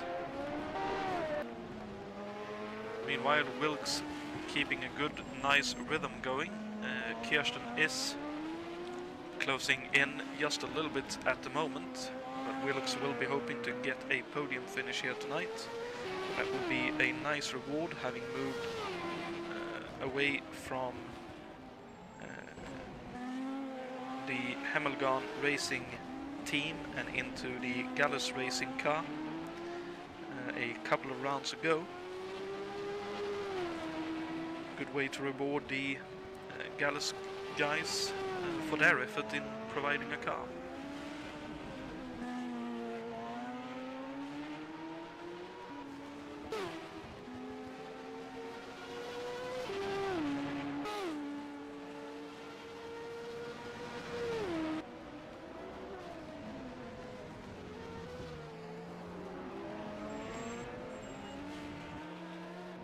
Wilkes a little bit deep that time though. Brings Kirsten just a little bit closer yet.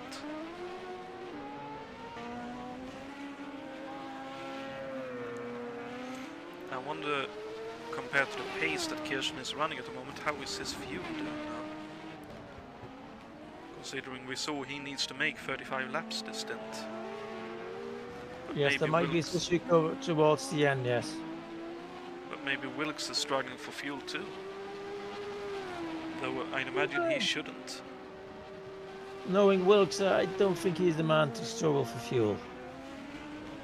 No, indeed. Back in when we did F186, he was driving the one of the Renault-powered. Complete brain fade on the team name now. Low tie, and he was doing a very good job with fuel in that year's series.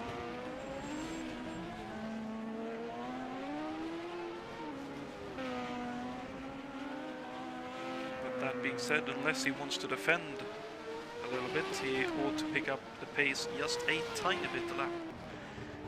Because getting closer is definitely Niklas Kirsten here.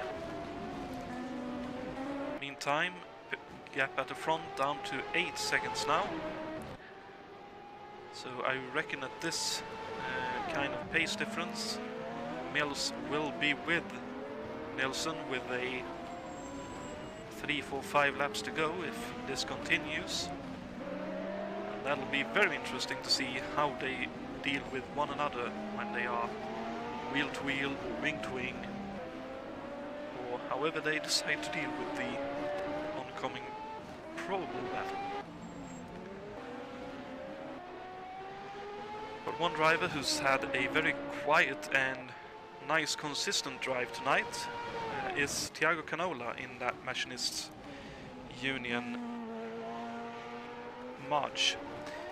Putting that car right where it needs to be, keeping it off the walls and keeping a very good pace. As I'd say we've come to expect from Thiago. He's been with us after a bit of an hiatus, he's back, but previously he was very fast and very consistent, especially consistent to get some very good finishes in different series.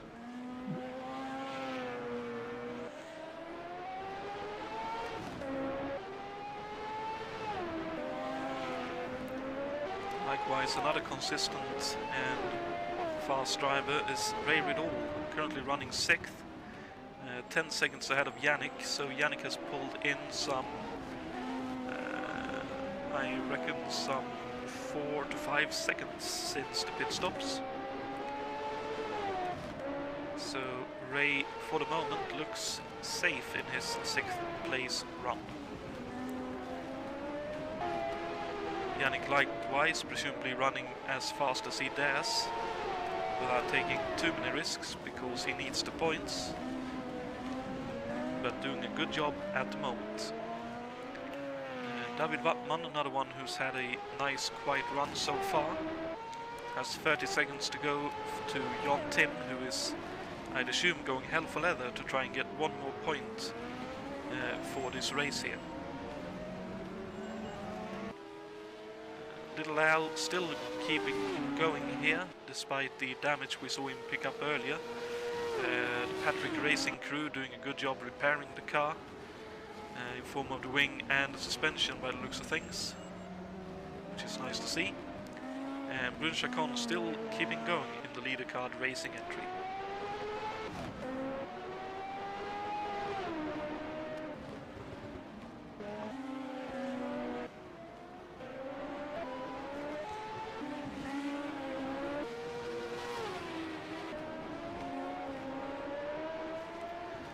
So, with just a little lull in the action while we wait for the gaps to close, let's have a look at the trivia question and answer to that question for a moment. So, the question for you all to ponder this evening was, who holds the official race lap record for the original Toronto Street Circuit, the one we are seeing and using tonight? Which was used from 1986 up until 1995. The options were A. Mario Andretti, B. Al Unser Jr. and C. Bobby Rahal. I do believe you decided to go with Bobby Rahal. Yes, I did. So a quick look, I believe BL was going for B in form of Unser Jr. And for anyone else of you taking a pick, the correct answer is C, Bobby Rahal. Congratulations, Juha. He did the fastest race lap in 1995 at a blistering 58.830. Especially blistering if we consider that would that have been 8 years previous. The quickest lap we've seen this evening is a 1:02 flat.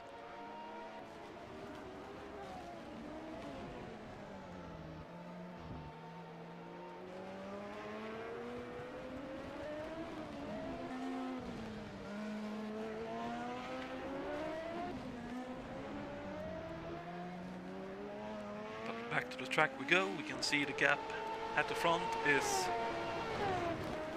closing ever so slightly. Oh! Wilkes! Wilkes is out! Whatever happened to him? There? Let's see if we can possibly get far enough back to catch it. Not sure I dare to go much further back here. here we are. Oh, looks like a big crash. Let's see, coming up through turn 7 into turn 8. Oh, just lost the rear end, struck the wall, lost the rear wheel, and the engine for good measure. Yikes, that is so unfortunate. I reckon he was just trying to go a little bit quicker to keep the distance to Kirsten, and the track here at Exhibition Place immediately bit him in the behind. So that's Jon Tim then up to 8th. Will be up to 8th.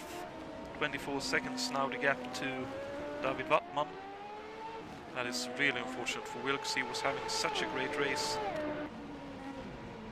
Ray then up to 5th. Brian Yannick up to 6th. 9 seconds now a drift. 10 seconds roughly a drift from Ray. Canola then up to 4th. Kirsten up to 3rd, and the battle at the front still closing up and heating up.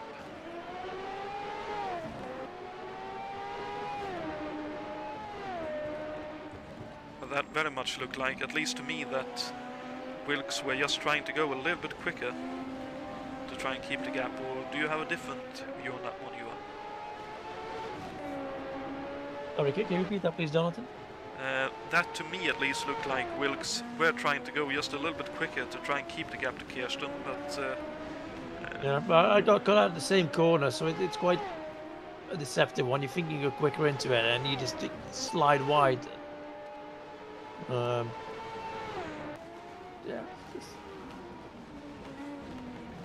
Yeah, an easy mistake to make either way.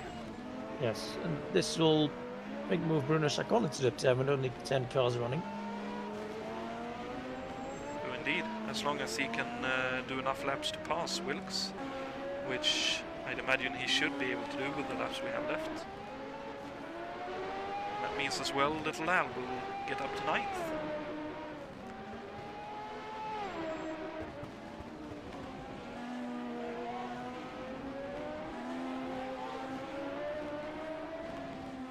Does look like Ian Mills is driving the car very hard indeed, ragging the neck of this Rainer Lola.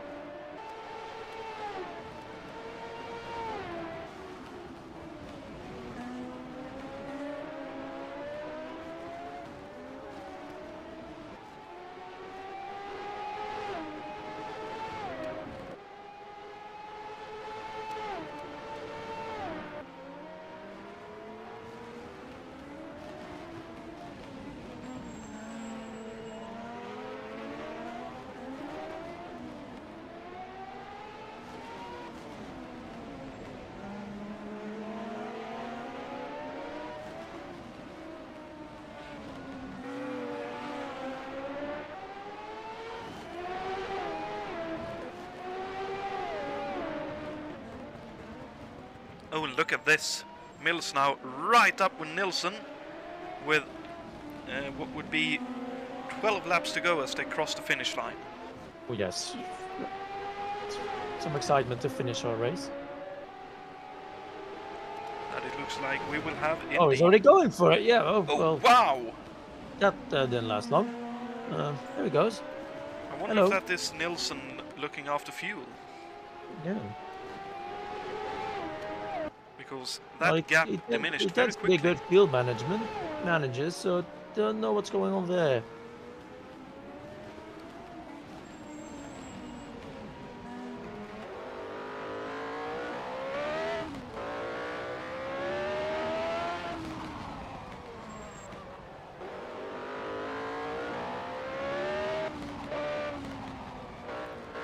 Anders has, I'd say, comparatively slowed down a little bit here, using not as many revs, so definitely trying to save fuel. So I imagine he's used just a bit more than he expected, and will now just be trying to get to the finish on what fuel he has left. He has 36 seconds to Kirsten. I'd imagine Kirsten is trying to do the same, just limp back on fuel. So Mills taking the lead in that Rainer Racing entry.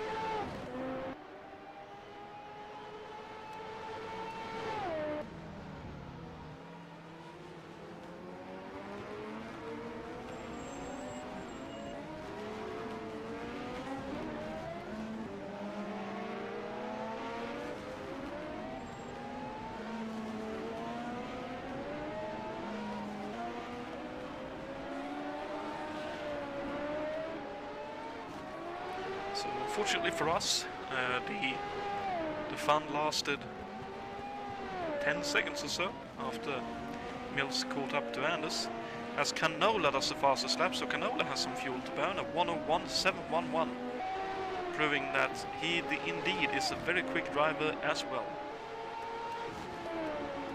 Mills in the meantime at 1:02.7, so very much not going as quickly as he's done before, but presumably doing enough to, from here on in, take the win here with 10 laps to go for himself.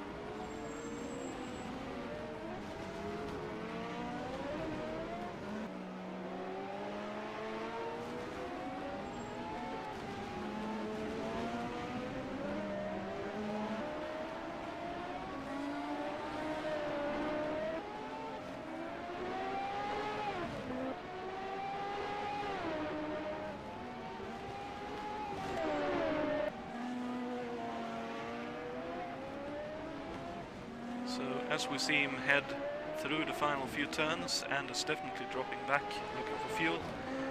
Let's ride on board with Ian Mills and see what he's seeing from the cockpit. Actually, from the nose of the front wing.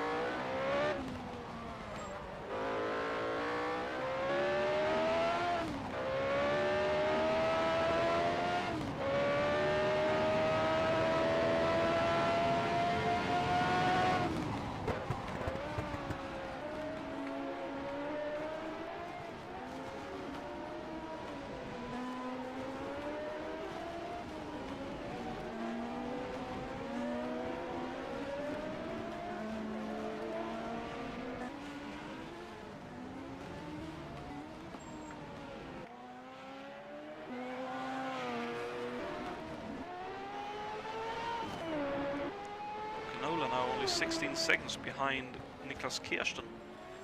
So considering the pace Canola is going at, maybe, just maybe, he will be able to catch up to Kirsten, depending on how much fuel Niklas has to save.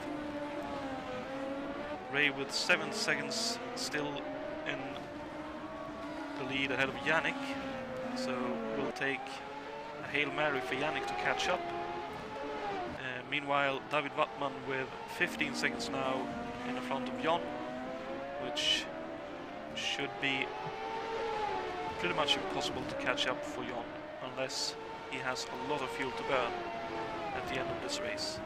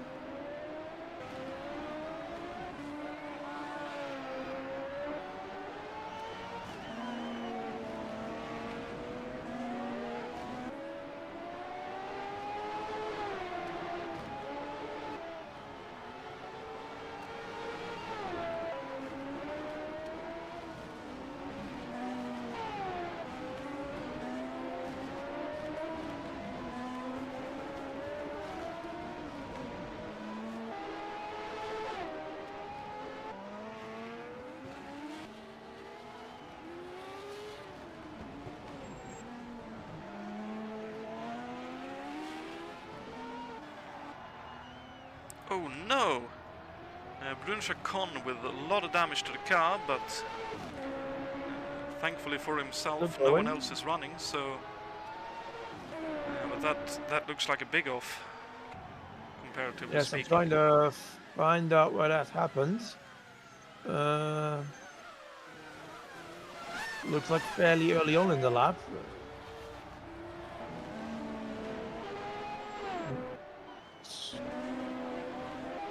It's quite strange. Yeah, I had to do nearly a full lap with a damaged car. Oh, yeah, he clipped the wall exiting turn 2. Ah. So Maybe a lapse of concentration there. could be. Maybe something similar to what happened to Jason White, where the rear end just stepped out, he went to correct and the car gripped him more than he expected and the wall were there to meet him.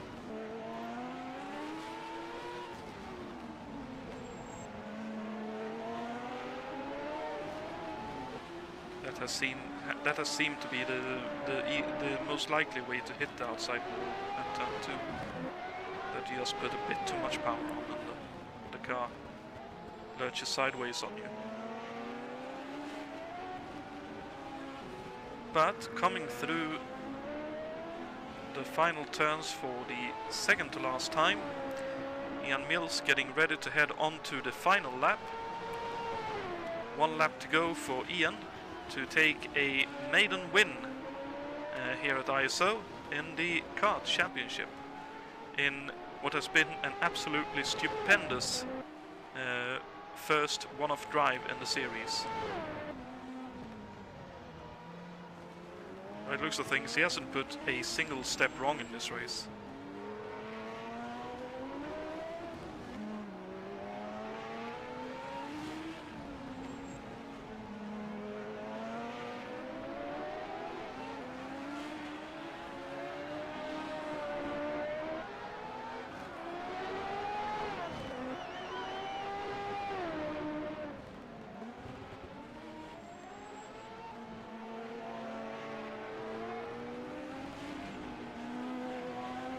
Here he comes through turn 9, 10, and final time through turn 11 towards start finish line and taking the win here at Exhibition Place for the Molson Indy Toronto.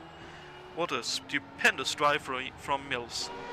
Coming home second, having saved some fuel towards the end, Anders Nilsson finishes second for Dick Simon. Kirsten still trying to save fuel, and now he has Canola for close company on this final lap. Oh dearie me, this is frantic stuff for Kirsten. 4 turns to go, can he stay in front?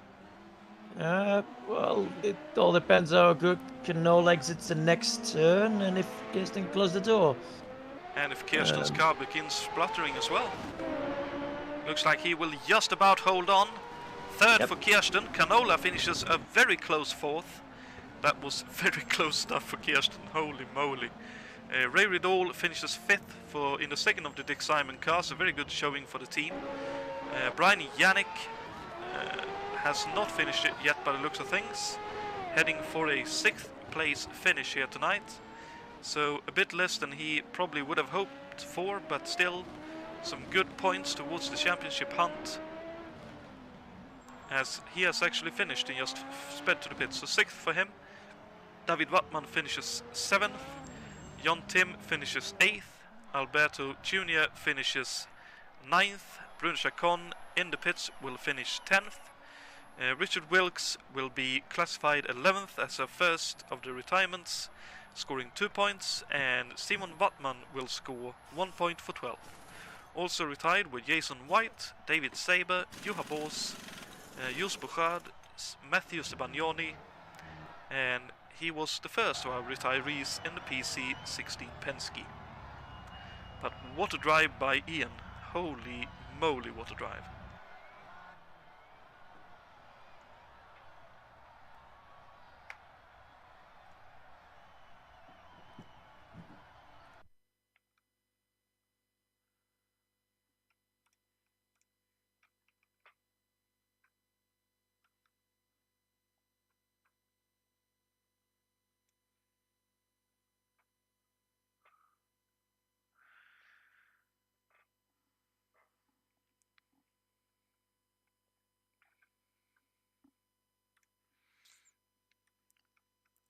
So while we wait to see if any of the drivers head towards the booth, let's see your thoughts after this race, Juha. Quite a frantic and Yeah, we got some excitement towards the end. We didn't really expect. Well, it could have been a very boring procession, but at least we had something to talk about. indeed. Some good battles early on in the race as well. Some very close battles. Big gaggle of cars. You were involved in that gaggle for a while. Like you say, some excitement towards the end, and some close finishes, and some good fun racing to watch, I'd say. Oh yes, it's very exciting. Yes.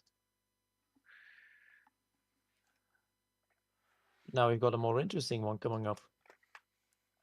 We have two very interesting ones coming up. To be fair, three technically. One is a two-parter, and one is a single one.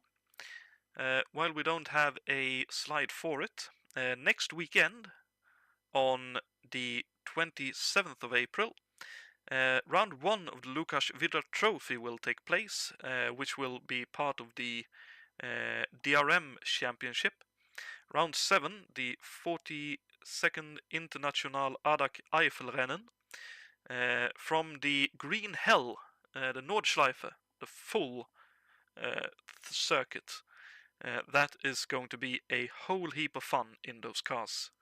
I'm really looking forward to that, and I reckon you are as well, you are. Oh yes, very much. I just hope my engine's gonna last at the Nürburgring. That It is doesn't tend to do. It indeed doesn't a tend to part. do that. But we'll do our best. Indeed. And also coming up is our month of May, which means in 2 weeks' time, the Indianapolis 500 time trials will be on. The qualification for round 6 of 15 of this 1987 kart championship. And that promises to be a lot of fun with bumping, boring, not in this particular instance maybe, but a lot of excitement, bumping in qualifying. 32 cars will make the grid. Will everyone make it, or will someone have to sit out the full race the following week? Which will be the Indianapolis 500-mile race, the 71st iteration of the event. All three of these weekends will be covered by Jason White in the booth. It's going to be a lot of fun, both the Green Hell and the Indianapolis 500 two-parter. But until then, thank you, Juha, for joining me in the booth, and thank you to all the drivers and to our viewers for tuning in and hopefully enjoying the broadcast alongside with us. And yeah, with that, thank you very much, everyone. Have a great week, and we'll see you next weekend on the 27th for the Green Hell. Good night, everyone.